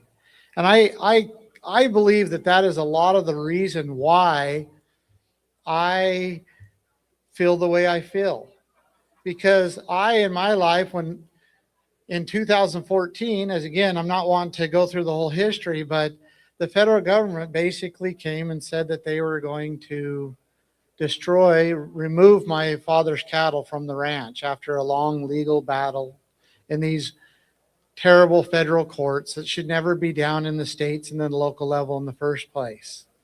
They said that they were going to take my father's ranch, and he said no. They said they're going to take it anyway, and he said, hell no. This is mine, and you're not taking it.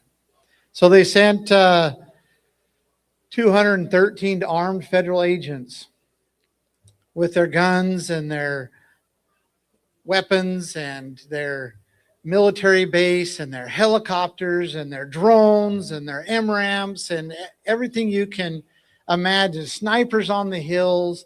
And they began to lock down the ranch, and they threatened my family that if we resisted in any way, this would be another Waco or Ruby Ridge. That was their words. And my family watched as they shot cattle from the air, dug massive graves to bury them. They were killing and separating the baby calves from their mothers, just leaving them out in the desert to die. And they were destroying the 100-plus-year-old water infrastructure that my family depended on. And we had pure deeds from the state of Nevada. They were just destroying them.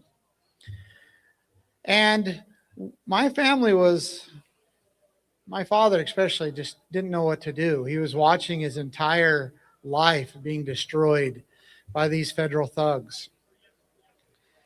Ultimately, what happened is we peacefully were just signing, having signs on the side of the road when the trucks would come and go. We didn't know what else to do. We're just sitting there, like, not really knowing what to do, not really feeling like we had enough power to really make a difference. And in one way, I want to thank the idiots for doing this, but they actually created what they called a First Amendment zone area. And it was a construction made out of that orange construction mess, and it's about the big as the area we're in now. And they said that if anybody protests outside of this area, if they try to exercise the First Amendment outside of this area, that they're going to be arrested. They said this is the only place in the entire upper peninsula of the Mojave Desert that you can exercise your First Amendment right. Well, thankfully, we never complied to that, and many others at the time never did. So they thought that they were justified in attacking us. So they came to attack us. They sicked their dogs on us. They slammed us to the asphalt. They tased us multiple times. And we stood there. We stood there peacefully, but we stood there. We were not going to, we were not going to, comply at this point. Well, people videoed that, and then it went throughout all of the country. And within just hours, millions of people had seen it. And they started coming to the ranch. They started by the hundreds from all over. Every state, including Hawaii and Alaska, was represented. And next thing we know, we have a decent amount of people there, including militias. And everything began to change. I watched this transition in awe. I watched as my family, as we were watching our entire livelihood and our heritage be destroyed, and our water infrastructure, our cattle being killed. I watched and us being, afraid, not knowing if our lives were going to even be preserved or not, knowing that we had to do something, but not knowing what power we had to do it. And that changed. It changed from all of a sudden them backing away, and then them going into their military-like compound, and then them barricading and basically feeling afraid themselves. And the only thing that changed was people showed up. The militia showed up. And everything changed. All of a sudden now, our rights were being respected. Our rights were being protected. My father was now able to go out on the range and start counting the dead, start trying to save the others. And it was this very, very interesting situation that made it so I will never think normal again, if you want to call it normal. I'll never think. I believe that we have been disconnected from the physical things of life so much that in many ways we don't understand what truly needs to happen in order to secure our liberty. And what needed to happen and what needs to continue to happen is people need to unite physically and defend themselves. Now, thank you.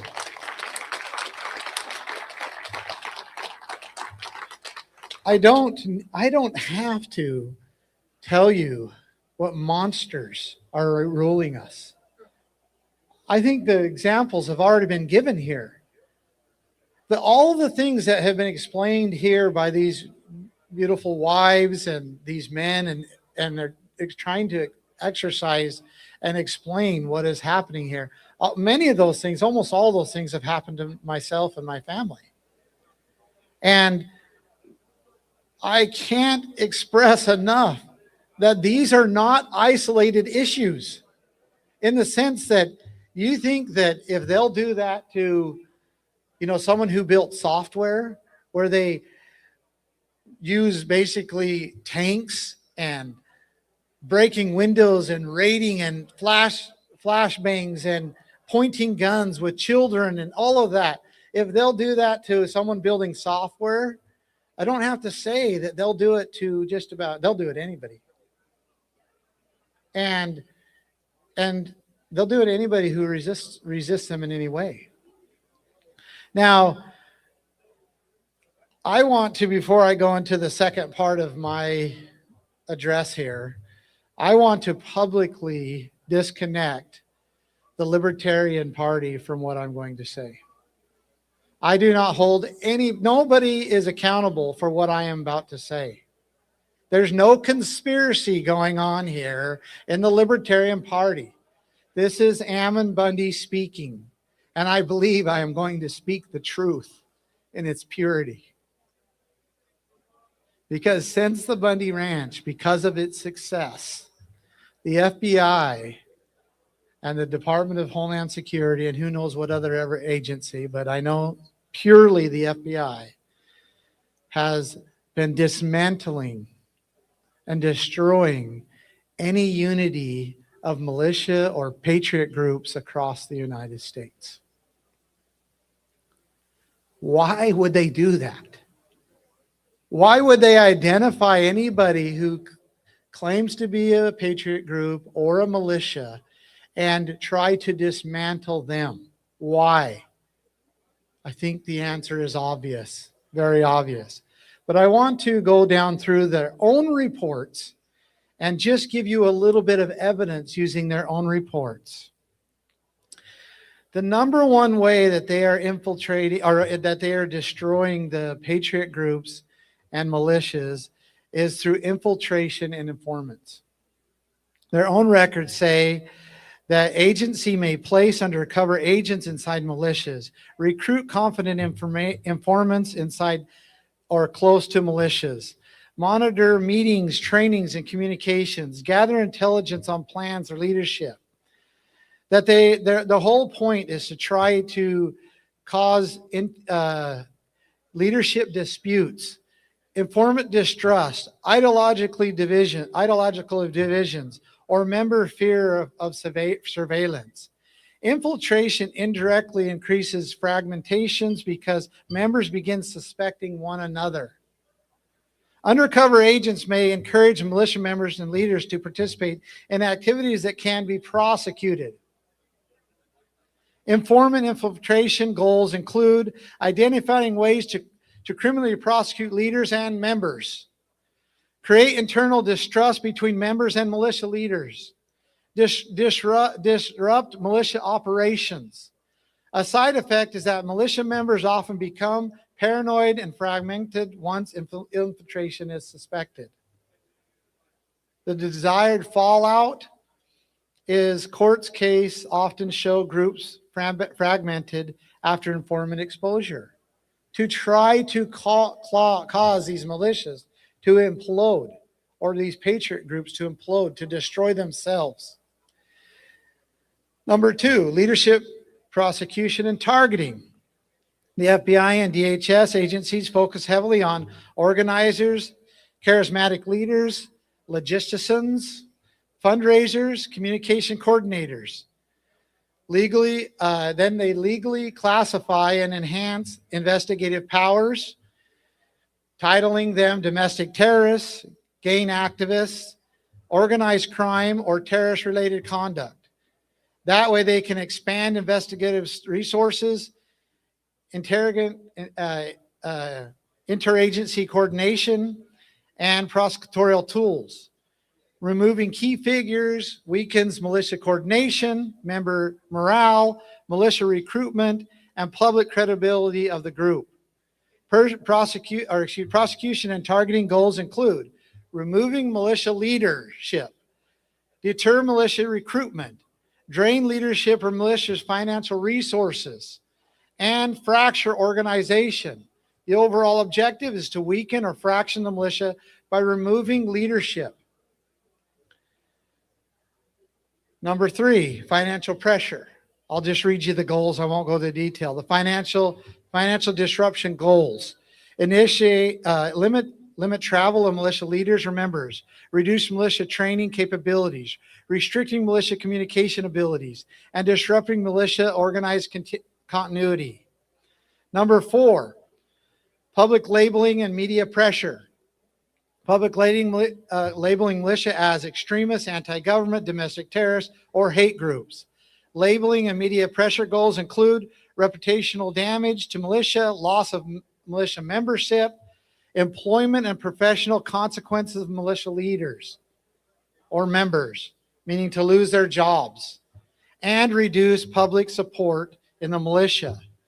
Note, watchdog groups, media outlets, and government agencies all contribute to this process.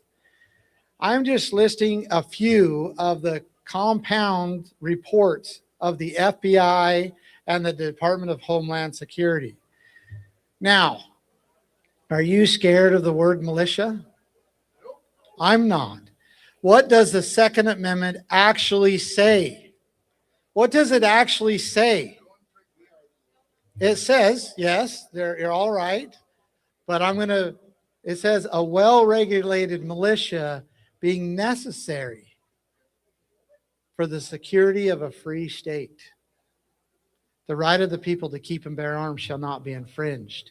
What is it saying there? What did the founders believe and know? Remember what they went through to create independence, to create freedom. The suffering, it went on for more than a century of tyranny before they went through the bloody Revolutionary War.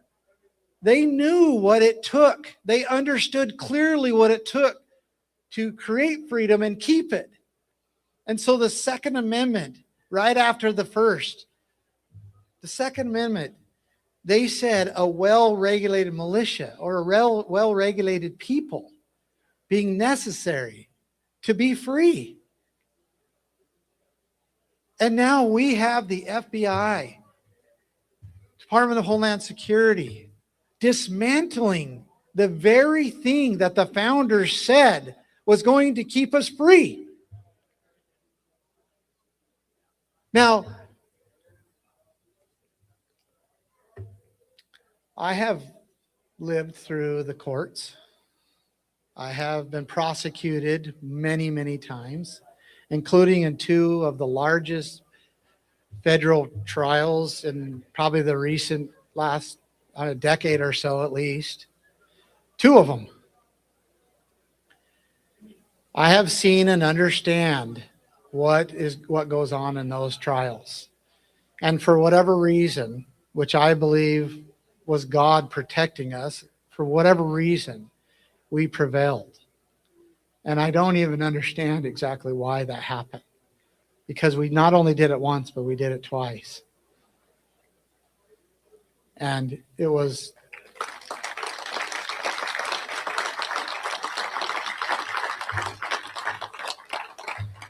but I have gone through the raids. I've gone through the pointing of guns. I've gone through the arrest. I've gone through years of federal prison time, never being convicted. I've gone through nearly a year of solitary confinement. I've gone through all the terrible things that they have done. I could go on and on and on and on. I understand very clearly who these people are, what they are capable of. And I also know that unless we have a body of people that are willing to stand in physical defense, there is no court, no bureaucracy, agency, no government branch that is ever going to be accountable, that is ever going to stop growing, stop infringing, stop hurting. And I tell you that message knowing, with credentials. It is, as much as I respect all that is going on here at the Libertarian Party convention, as much as I respect the unity of this and the coming together and the true principles that are being taught, I have to testify to you that none of it will matter unless we form a well-regulated body of people to defend our liberties. None of it will matter.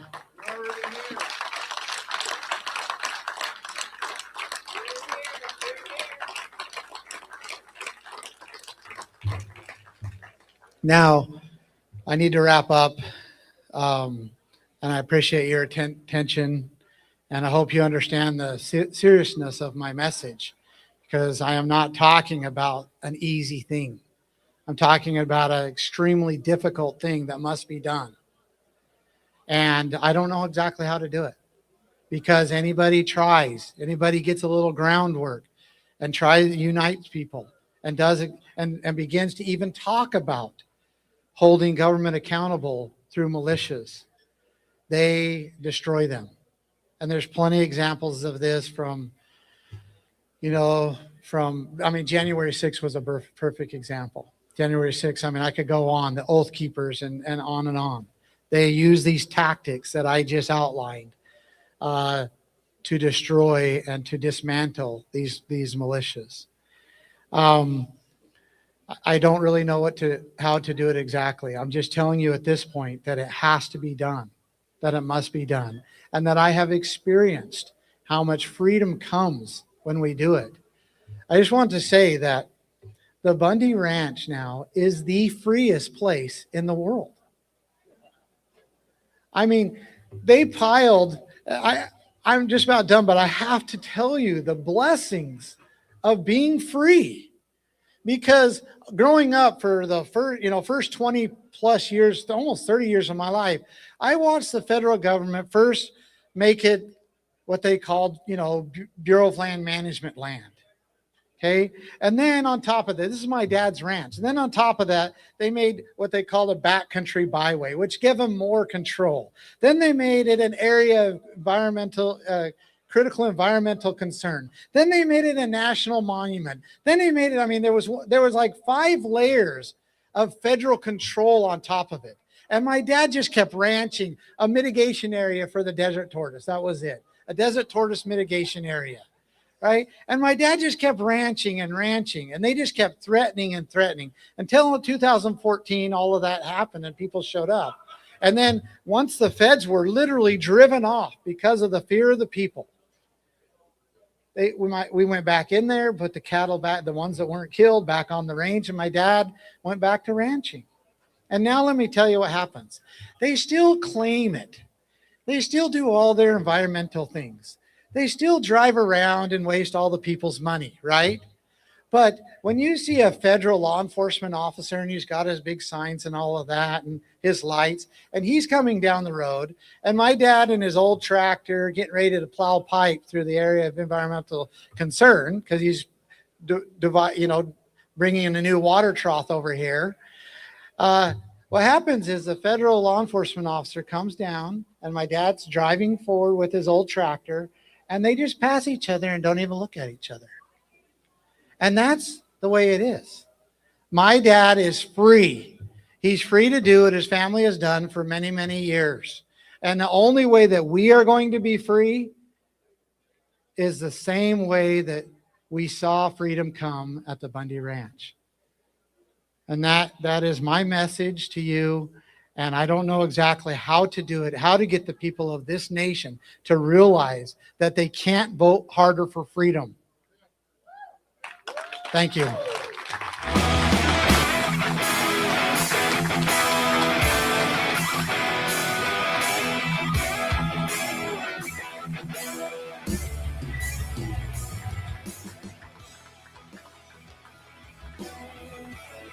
Ammon Bundy will be in the back. Please feel free to mingle with the speakers. Ammon would love to talk to you back there. Thank you, Ammon. You know, enemies of the state wouldn't be here if it wasn't for the struggle of one woman. One woman that made all this possible. One woman who dreamed the impossible, who imagined something that simply could not be and made it so.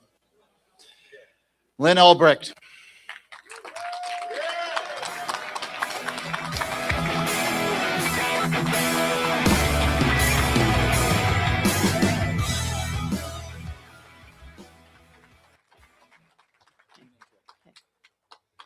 Thank you. When I first found out that Ross had been arrested, and but basically it was like our family was hit by a tsunami.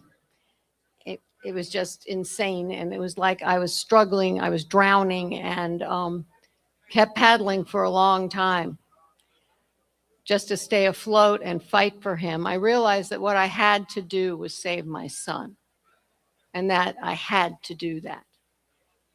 So he was sent to a trial in Lower Manhattan in a very big, imposing building with columns. As my friend Jim Babb says, they build it as if they are gods.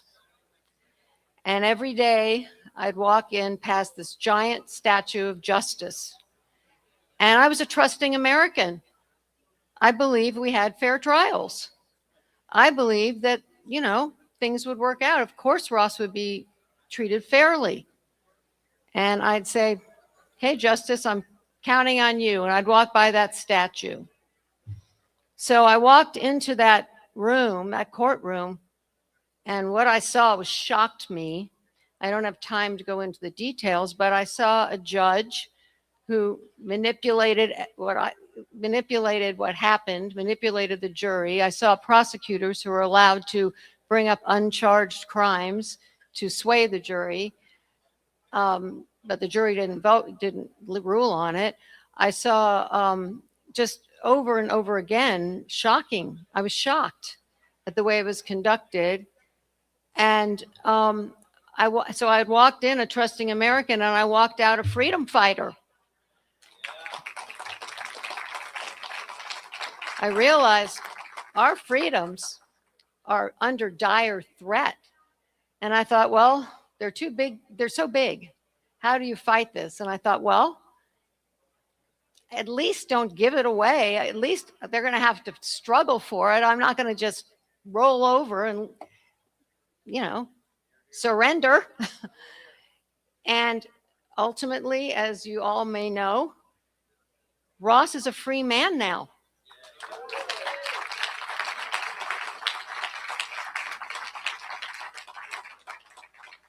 And it wasn't only Ross that was targeted in this.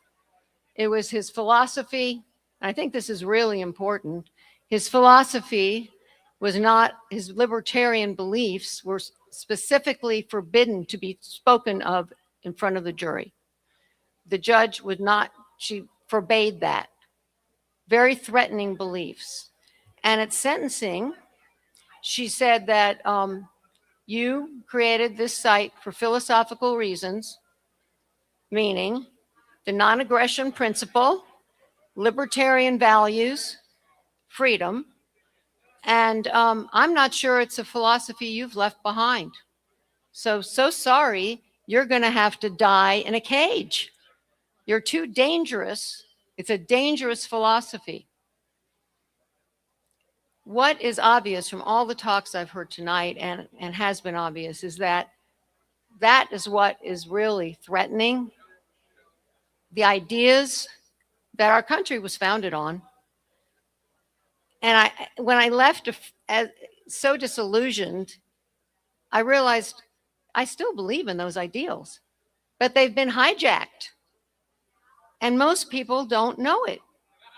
They still think it's being applied like it's supposed to be. They think we have fair trials. They believe in that. They don't know. I didn't know. And so what's happening here is just, it's very dire, the situation, as far as I can see, that innocent and peaceful people are being caged. And Ross said he's met a lot of people in prison. He was in a maximum security prison for years. And he said easily over half of those people don't belong in there. They shouldn't be in there.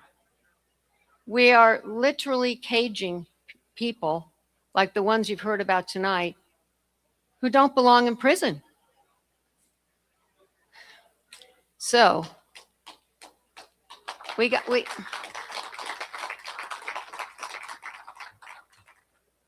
have to take this seriously and fight for our rights, fight for our God-given rights that are being slowly or very quickly sometimes eroded.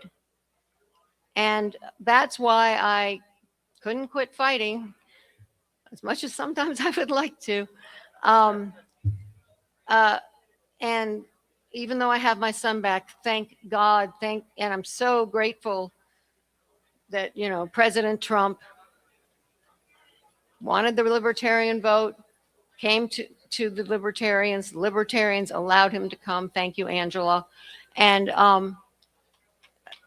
McArdle, yeah. And said he would free him, and he did. He was enough of a wild card to do that. But I have Ross back, thank God. But it's a miracle, really. But then how can all the people I met who are in prison or their families, seeing the children crying, clinging to their fathers, knowing the pain and suffering that I went through and my family went through, this has widespread ramifications, and we're being attacked. And so I can't stop at least trying to help. And so I created an organization called Mothers Against Cruel Sentencing, relying on the Constitution. The 8th Amendment of the Bill of Rights prohibits cruel punishment. Our founders did not intend what's going on now at all. And so there's information there. My goal is to make a big noise and have people wake up, because like I said, I don't think most people understand what's really going on. And have, you know, talk about it, to make noise about it, and bring political pressure through that noise. That's how the movement for Ross started. So there's information around. I invite you to join me in doing this, however you can, or, you know, supporting these guys, supporting Max. And it's not Max, also of course supports all the crypto prisoners, but also there are thousands of people that shouldn't be in there. There's almost, I've read the statistic, around 3,000 cannabis prisoners who are serving long sentences, decades-long sentences, or life for cannabis, things like that. For crypto, life for cryptocurrency. You know, it's out of control. So anyway, I invite you to please help me, and let's make some noise. Let's get some people out of prison.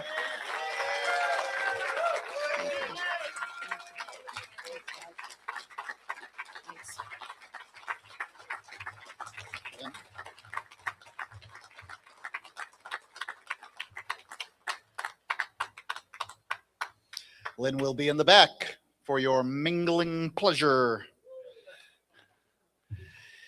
When I think of Ross Ulbricht, I think of 3 people that made it possible. I think of Lynn, I think of Roger Ver, and I think of our next speaker, Angela McArdle. Angela, when she had an opportunity to ask for, she went before the genie, and the genie said, "What do you want?" And she said, "To free Ross." That kind of selflessness, I really can't thank her enough. Angela McArdle.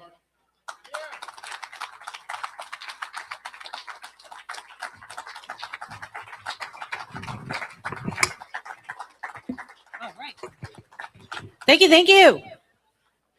Do you want to get someone freed? I think you should. I think it's a really good goal. When I got the call that President Trump wanted to talk to me and meet with me, and he wanted to know what the libertarians want, the first thing I thought was in the Fed. And I realized that he couldn't do it. So that was a really bad ask. So I sweated and fretted and tried to think about what can I ask that he could actually do. And I think the only person I actually asked the advice of was Michael Malice, who was like, Angela, you have to do it. You have to do it. I didn't actually ask Lynn because I didn't want to put that pressure on her. So I made the ask first. So ask, do the thing and ask for forgiveness later. Yeah, it's been a thing. It's been a thing. A lot of people loved it. A lot of people really hated it. You can all go fuck yourselves. I was correct. I was correct. And we're going to get more people out of prison. And I am traveling the country right now with some of the people who are married to people who are in prison. You guys heard from Lauren Rodriguez earlier, right? Lauren and I have been to a few events together. I've gotten to know Lauren. I've gotten to know Keonne through phone calls before he went to prison and, core links, corrections, emails afterwards. It's pretty heavy. It's pretty hardcore to be talking to people who are incarcerated. You guys heard from Bonnie too. I've gotten to know Bonnie and Ian pretty well. Again, talking to Ian through corrections emails. They get to read anything and everything you write. It's really intense, and it's really gross and wrong that they're in prison. And I think, the good news is we actually have a chance to get them out. Because against all odds and lots of political pressure, I've kept a good relationship with the administration. And people are like, ew, why would you do that? Why would you, nah. It's because that's why. And we're going to do it again. And we're going to do it again. And we're going to do it again. And if I have to crawl through broken glass, 8 months pregnant to do it, I'll do it. Because it needs to be done. And someone has to step up. So here I am. So here's what I need from you guys. I need support and I need help. We need to get Keonne Rodriguez out of prison. We need to get William Hill out of prison. We need to get Ian Freeman out of prison, who, by the way, has been a generous benefactor to the Liberty Movement in New Hampshire and at large. An incredibly generous person. It's just gross and wrong that he's rotting in prison right now. We need to get him back home to Bonnie. We need to get Roman Sterlingov out of prison. Those of you who were at the Bitcoin event Thursday night, did you hear that man call in from federal prison and talk on the phone? So painful to hear. He's like Mr. Rogers. He's so incredibly sweet and kind. He didn't even create the stupid Bitcoin fog mixer. 12 years in prison. Horrifying. We need to get him out and reunite him with his family, and we need to keep Roman Storm from going into prison because the prosecution is going to try him again. The man has spent $10 million on his legal defense, and they're going to make him do it again. Now, memos have been in. President Trump is aware. We are competing with the Iran war, which I know you guys are big fans of, right? We are competing with the Thomas Massey drama. We are mostly that's over, but we still have to deal with the aftermath. We're competing with Medicaid fraud. We're competing with ICE drama. Everybody's fighting to be the #1 issue on the president's desk. I'm fighting for these guys to all be the #1 issue on the president's desk. Are Kat and Bonnie in the room right now? Kat is right here. Kat is wonderful. She has postcards. Here's what we're doing. I am mailing all of these. We are mailing them on your behalf to Mar-a-Lago. I need you to look at this, and if you agree with it, do one thing for me, sign your name. We will get them filled out, okay? Don't worry about that. Don't write in the address section because that's not your address. That goes to the president. We have to put that down there. He needs to hear from you because he's heard from me, and he's heard from people in a press room, but he needs to hear from you. He needs to hear from libertarians in the Bitcoin community that you care about this. He knows about a lot of other issues that you care about. This needs to go to the top because this is something he can do with a stroke of a pen. It's not Congress. It's not cabinet secretaries fighting him on shit. It's not deep state. It's just me asking him and you guys backing me up. And then We can get these guys home. They can go back home to their families. They can start families. Some of them who are waiting to start, they're literally like, I hope I can get out of prison so I can have children. Let's help them make that a reality. And thank you. And thank you guys so much for those of you who have supported this effort. I'm going to continue to do it because I think it's the right thing. I believe in it. I want Lauren to be at home with her husband again. Like, we're so close. Just help me get across the finish line. Have a great night.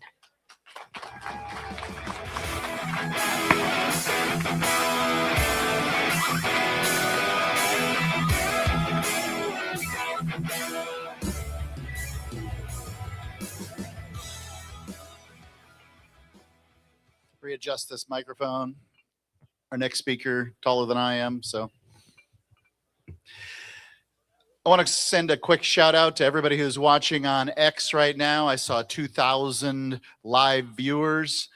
What that means when Sal and I, for those who don't know, I do a show with Sal the Agorist on Wednesday nights. When we see about 2,000 live viewers, that's our indication that we're going to hit over 100,000 recorded views over time. X doesn't count people who just popped in and popped out. You have to spend a certain amount of time. And these viewers have stuck with it. They've been all the way through this. I've seen some growth, and I appreciate it. Thank you, guys. I want to bring up Aaron Day for a second speech. She's going to be talking about, well, what we can do to get these guys out. Aaron Day.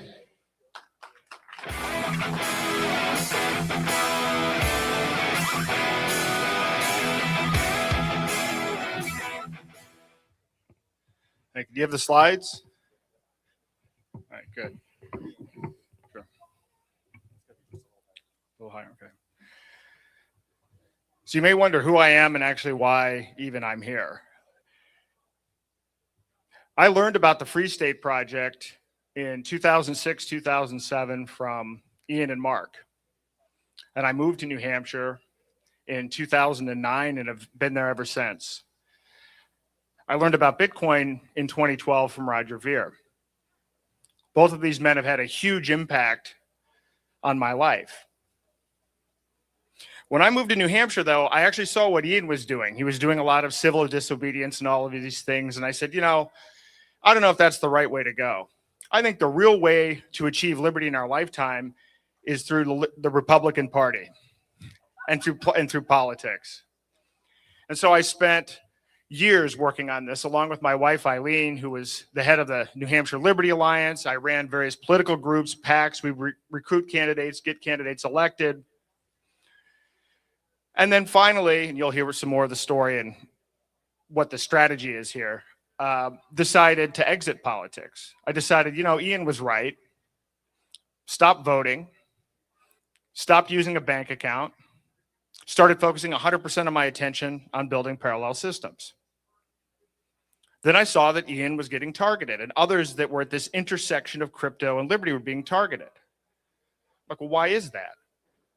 So then I learned about CBDCs, and I went really deep into CBDCs. I wrote a book called The Final Countdown. And I learned that 134 countries are working on CBDCs, and the US has already done 3 CBDC pilots.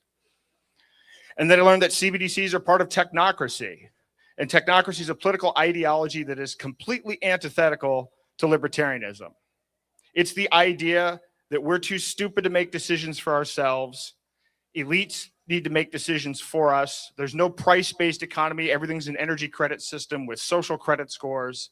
It's the end of free will itself. So for the last 3.5 years, we've been warning people about technocracy and saying that the solution to technocracy isn't voting, it's to exiting the system, starting with ditching the dollar.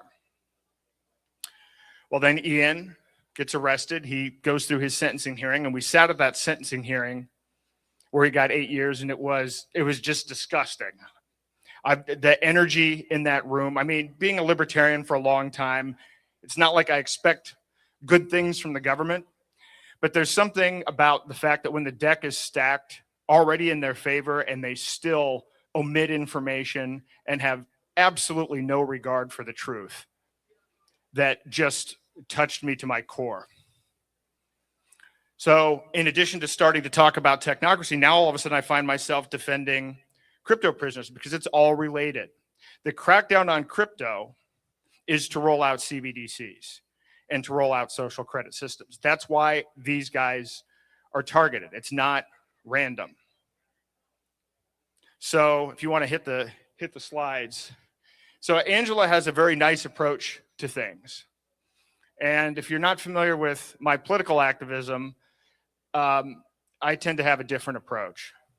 And that's definitely been my experience in politics in New Hampshire. I think that there's an opportunity here. And if you actually look at how Trump works, we need leverage.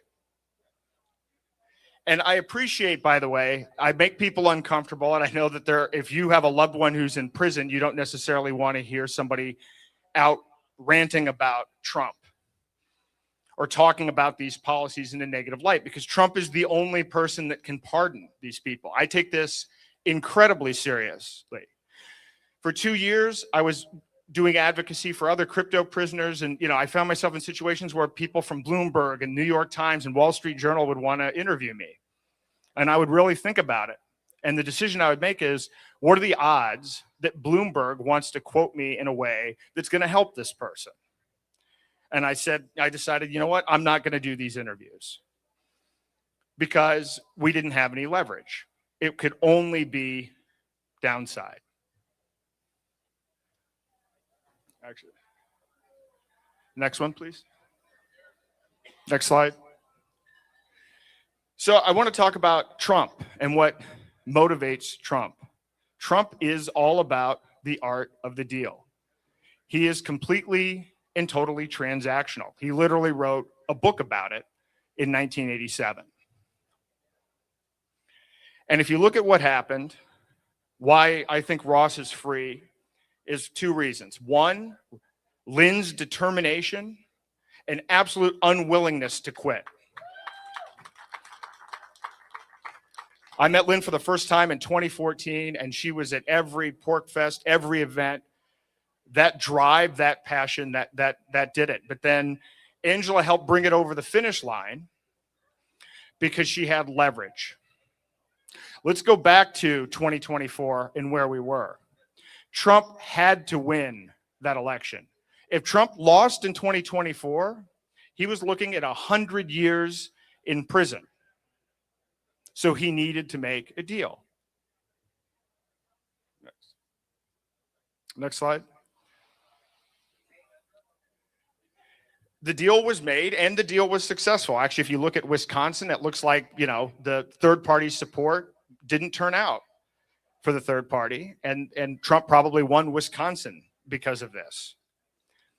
But it was that leverage that was necessary. How is he going to prioritize what he's going to do? If you do an analysis of all of his pardons, you'll find that usually there's some kind of deal-based component to it. And he even said it. He said, if you vote for me on day one, I will commute Ross Ulbricht's sentence. It was a deal. That was the entire, what? All right. Stop. All right, next slide.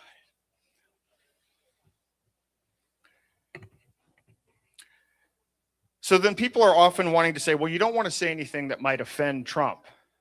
But again, I'm going back to, he's very transactional in nature. RFK made statements about Trump being a threat to the United States. If you actually go through and look at some of these other slides, you had Marco Rubio. He's a con artist, unfit for the nuclear codes. This was during the election process. Hey, maybe he was right. Next slide. J.D. Vance, our vice president, called him America's Hitler. And so this goes on and on. If you go to the next slide, Ted Cruz had all kinds of negative things to say about Trump, and now he is the biggest ally for Trump in the United States Senate. So over and over again, so what I'm trying to say here is I'm trying to set the stage for, you can speak openly about Trump, but if you have leverage, he'll make a deal.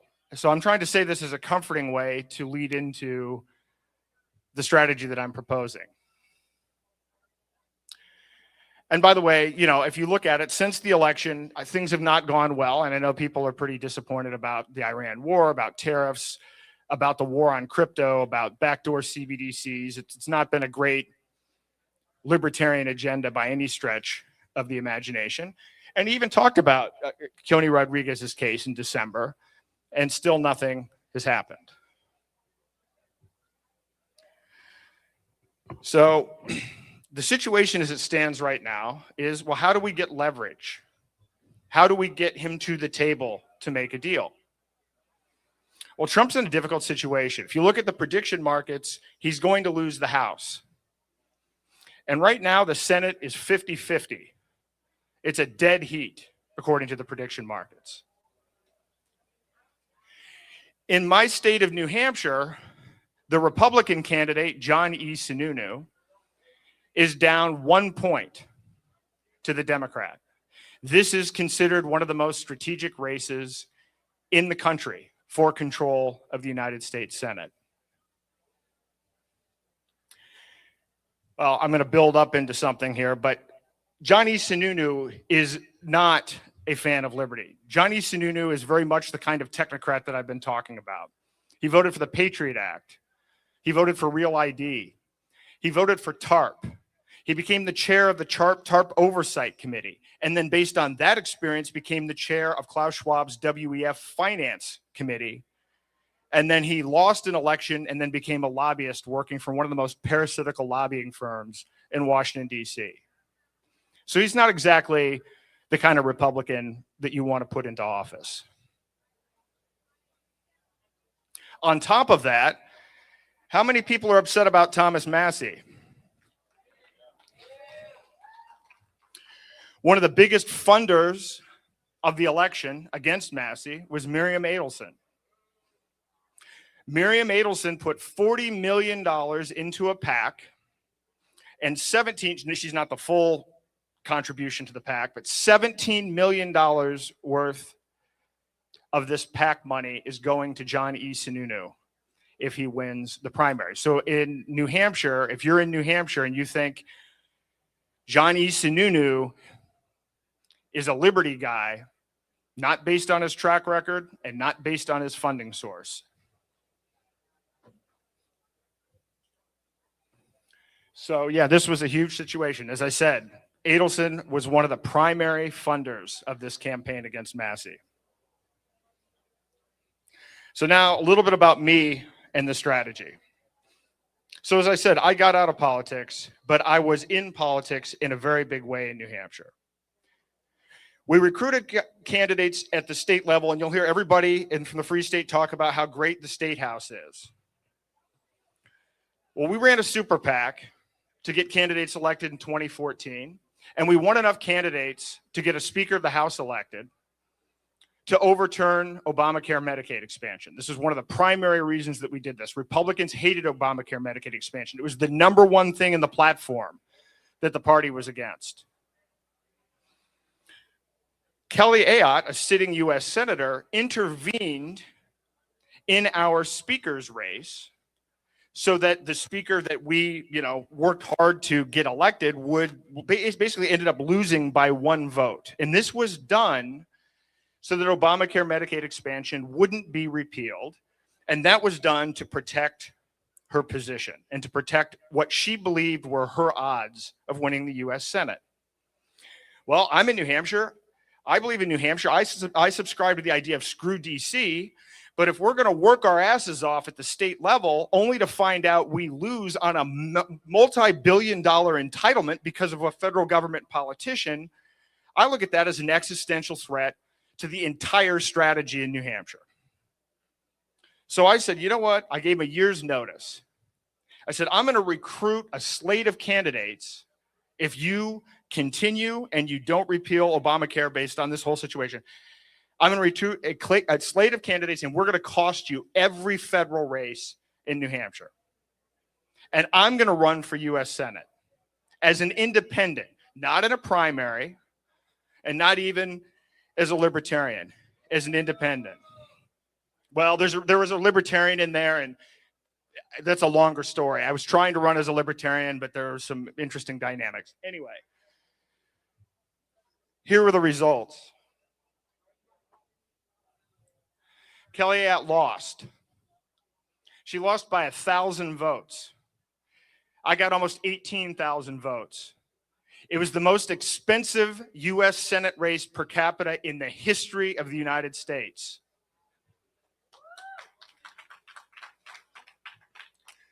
Next. Turns out the whole slate was effective. We were the margin of difference. I talk about the U.S. Senate race, but the independent candidates that we have also cost the other two congressional districts, making it the first time since 1854 that the Republicans didn't have, that New Hampshire didn't have a Republican in the United States Congress. So the upshot of this was I got sued. I spent 5.5 years in $270 million worth of litigation. 8 judges recused themselves. Case got thrown out. Then it got pushed to the state Supreme Court, where they overturned it. 3 of the judges were actually picked by Chris Sununu. And then when they were deliberating on this, they said, well, you know, I guess Aaron will get his day in court. I dealt with this for 5.5 years. And so a lot of people don't realize I'm politically active, or they're like, what happened to this guy? Because I basically disappeared for 5.5 years. And because I don't believe in politics, people have been maligning me and then trying to misrepresent what I did and so on and so forth. And I didn't bother with it because I wasn't going to engage in politics. Oops, sorry, go back. But now I think is the time to re-engage, because as I think about the threat of technocracy and I see what's going on with these prisoners of war, I can't in good faith go and promote parallel solutions and privacy coins while the people who innovated, the people who introduced the world to these things sit in a cage.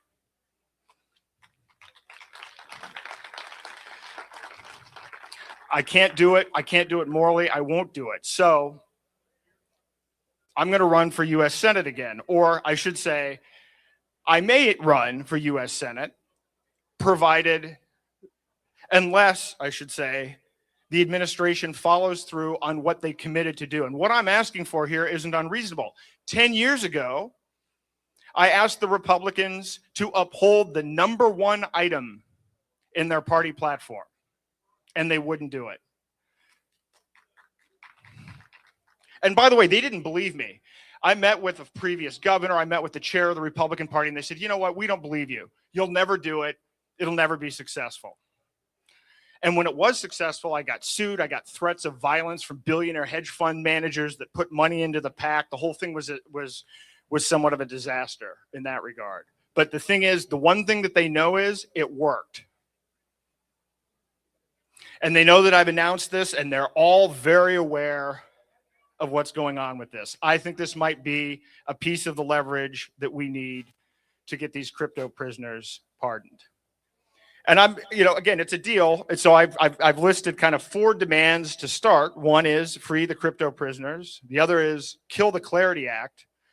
The Clarity Act is the largest surveillance bill in the history of the United States. People think it is a pro-crypto bill. Do you think it sounds like a pro-crypto bill if all of your financial transactions are tracked for 5 years? That information shared with multiple departments of the federal government and foreign central banks? Does that sound like a pro-crypto bill? And it's not even about crypto. They're going to take that same set of regulations and they're going to apply it to the tokenization of everything you own, stocks, bonds, and so forth. All of that's going to be trackable and censorable in the same way. It is Klaus Schwab's wet dream, the Clarity Act. It is how we will own nothing. So that's another one. Fire Howard Lutnick and end the draft.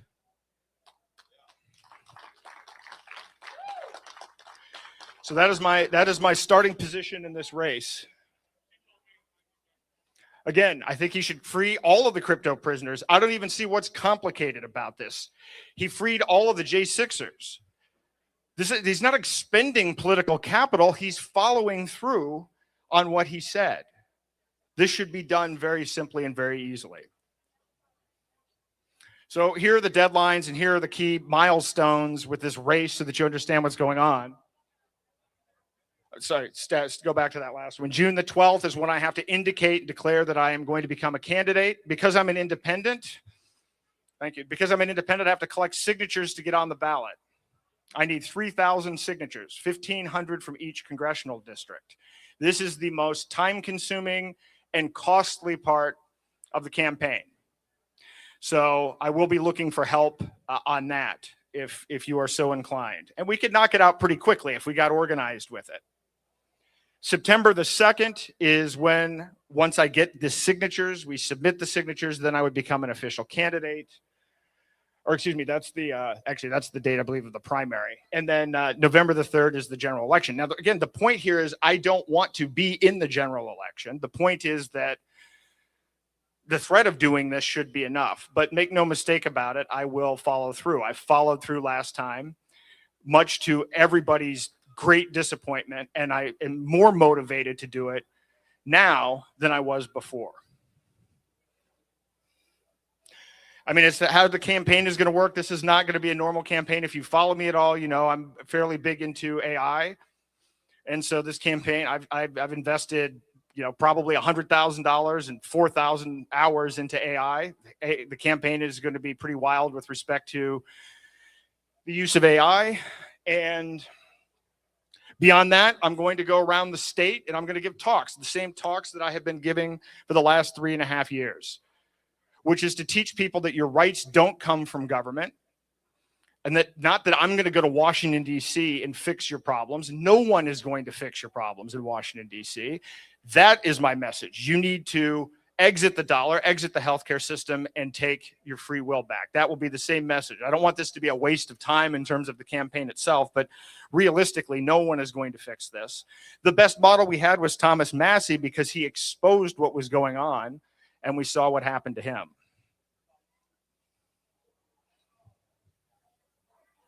So what this campaign does is a little weird not being able to see the slides, but this campaign is an opportunity to provide leverage. Leverage for those 4 demands is also the opportunity to basically get back to receive, geez. Well, no, it's not to get the queen from the pond. It's to get retribution for what happened to Thomas Massie, because we're talking about the same funding sources. This race can be this. I want national attention on this race. I'm saying this race can control the United States Senate. One thing I forgot to mention at my race last time, I did a Breitbart interview in 2015, and I said, if the Republicans don't repeal Medicaid expansion, I will cost them control of the United States Senate. And that's exactly what happened from 2020 to 2022. AI not being there for those last two years. So when I make these statements, because normally if somebody says this, blah, blah, blah, blah, blah, I've already done this. We've already shown that this can work. And so now it's time to do it again. I'm going to have a lot of backlash from even people within our own movement. A lot of people have kind of taken this position that, well, we can't do anything about Washington, D.C., so we'll just go along with it because we can get the money. And there are people in the Free State Project like, yeah, we need this Miriam Adelson money to protect our state house races. Are you fucking kidding me? And if we do this again, we can prove the third-party lever. There's a lot of discussion at this conference. People wanting to shut down the third party. People that will tell you, well, in this particular system, you can only have 2 parties. A third party is perhaps the only way we can keep the main 2 parties honest. If we actually take this model and are strategic about it, this can be a way to actually enforce the, some accountability within the duopoly. So with that said, you can go to day2026.com and learn more about the campaign, but I would like your help sharing this information and putting spotlight on this campaign. I think this campaign can be one of the best drivers for the crypto prisoners as well as for some of these other issues, and it should certainly get attention with Trump because I know they are very concerned about losing control of the Senate. Angela's right. He's got a lot of priorities, the Iran war, so on and so forth. But let's be clear. If he loses the House and he loses the Senate, he's going to be impeached again. So this is a very clear deal. Thank you.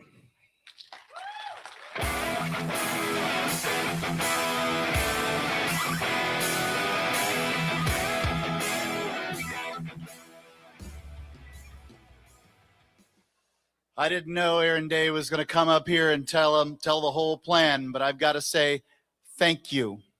Thank you for what you do. I think this is the only way that these guys get out. I mean, you know, begging and pleading. The government is used to you begging and pleading. You've been pleading for your money your whole life, and those bastards will take it from you because they haven't worked a day in theirs. They are leeches, they are parasites, and they don't give a damn about you. They don't give a damn about these guys.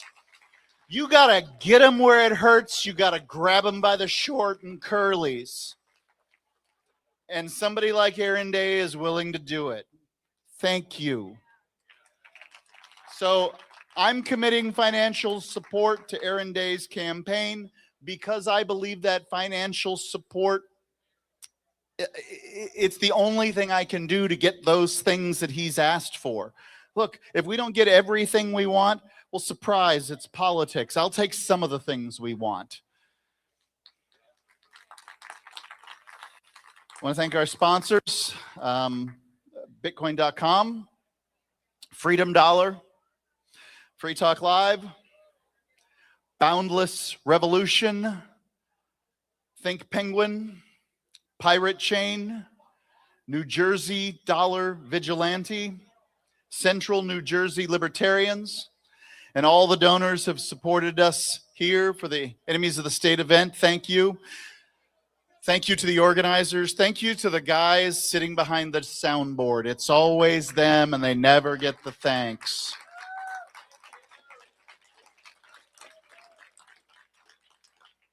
It's tomorrow, May the 24th, for Rage Against the War Machine. RageAgainstTheWarMachine.com. They're going to have Joe Kent, Scott Horton, Dan McKnight, Garland Nixon, and a dynamic speaker named Aaron Day. Aaron Day, thank you. Thank you, man. RageAgainstTheWarMachine.com. Everybody, we've got this room until 11:30. We got the room till 11:30. Mingle, party with a purpose. Scan these QR codes on these signs, sign these petitions, support these people, look them up online, create a trend. Thank you, Rumble. Thank you, X.com. We appreciate all you do. Please be involved. Enemiesofthestate.com. Thank you.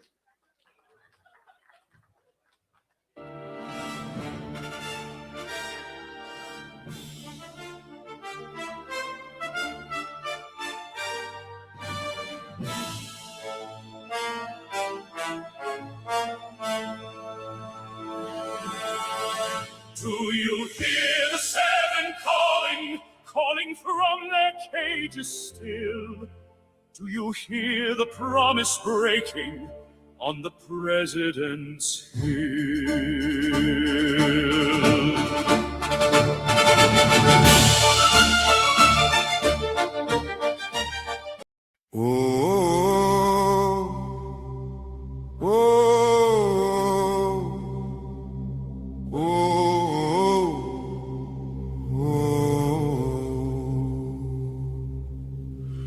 Live free or die, but that's not the worst. It's waking up empty, it's dying of thirst. Trading your days for insurance and pills, while the machine builds your cage and you're paying the bill.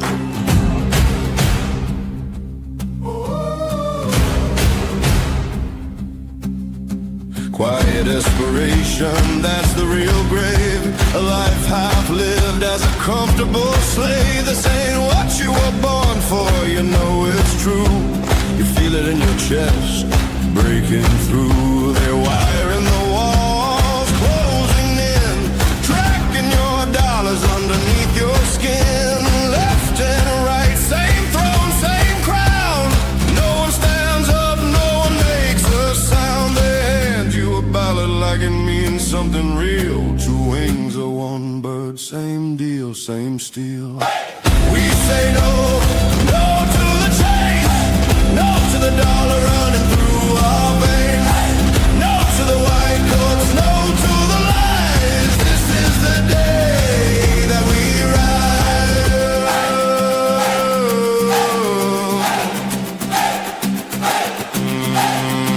It's hers right here, it's hers right now. Your rights are yours, you take them back, not giving out. Not from the left, not from the right. They were always yours, now step into the light. The daylight breaks, a new day comes. We take it back, every last one. Live free or die, we fan the flame. Nothing will ever be the same. Fan the flame.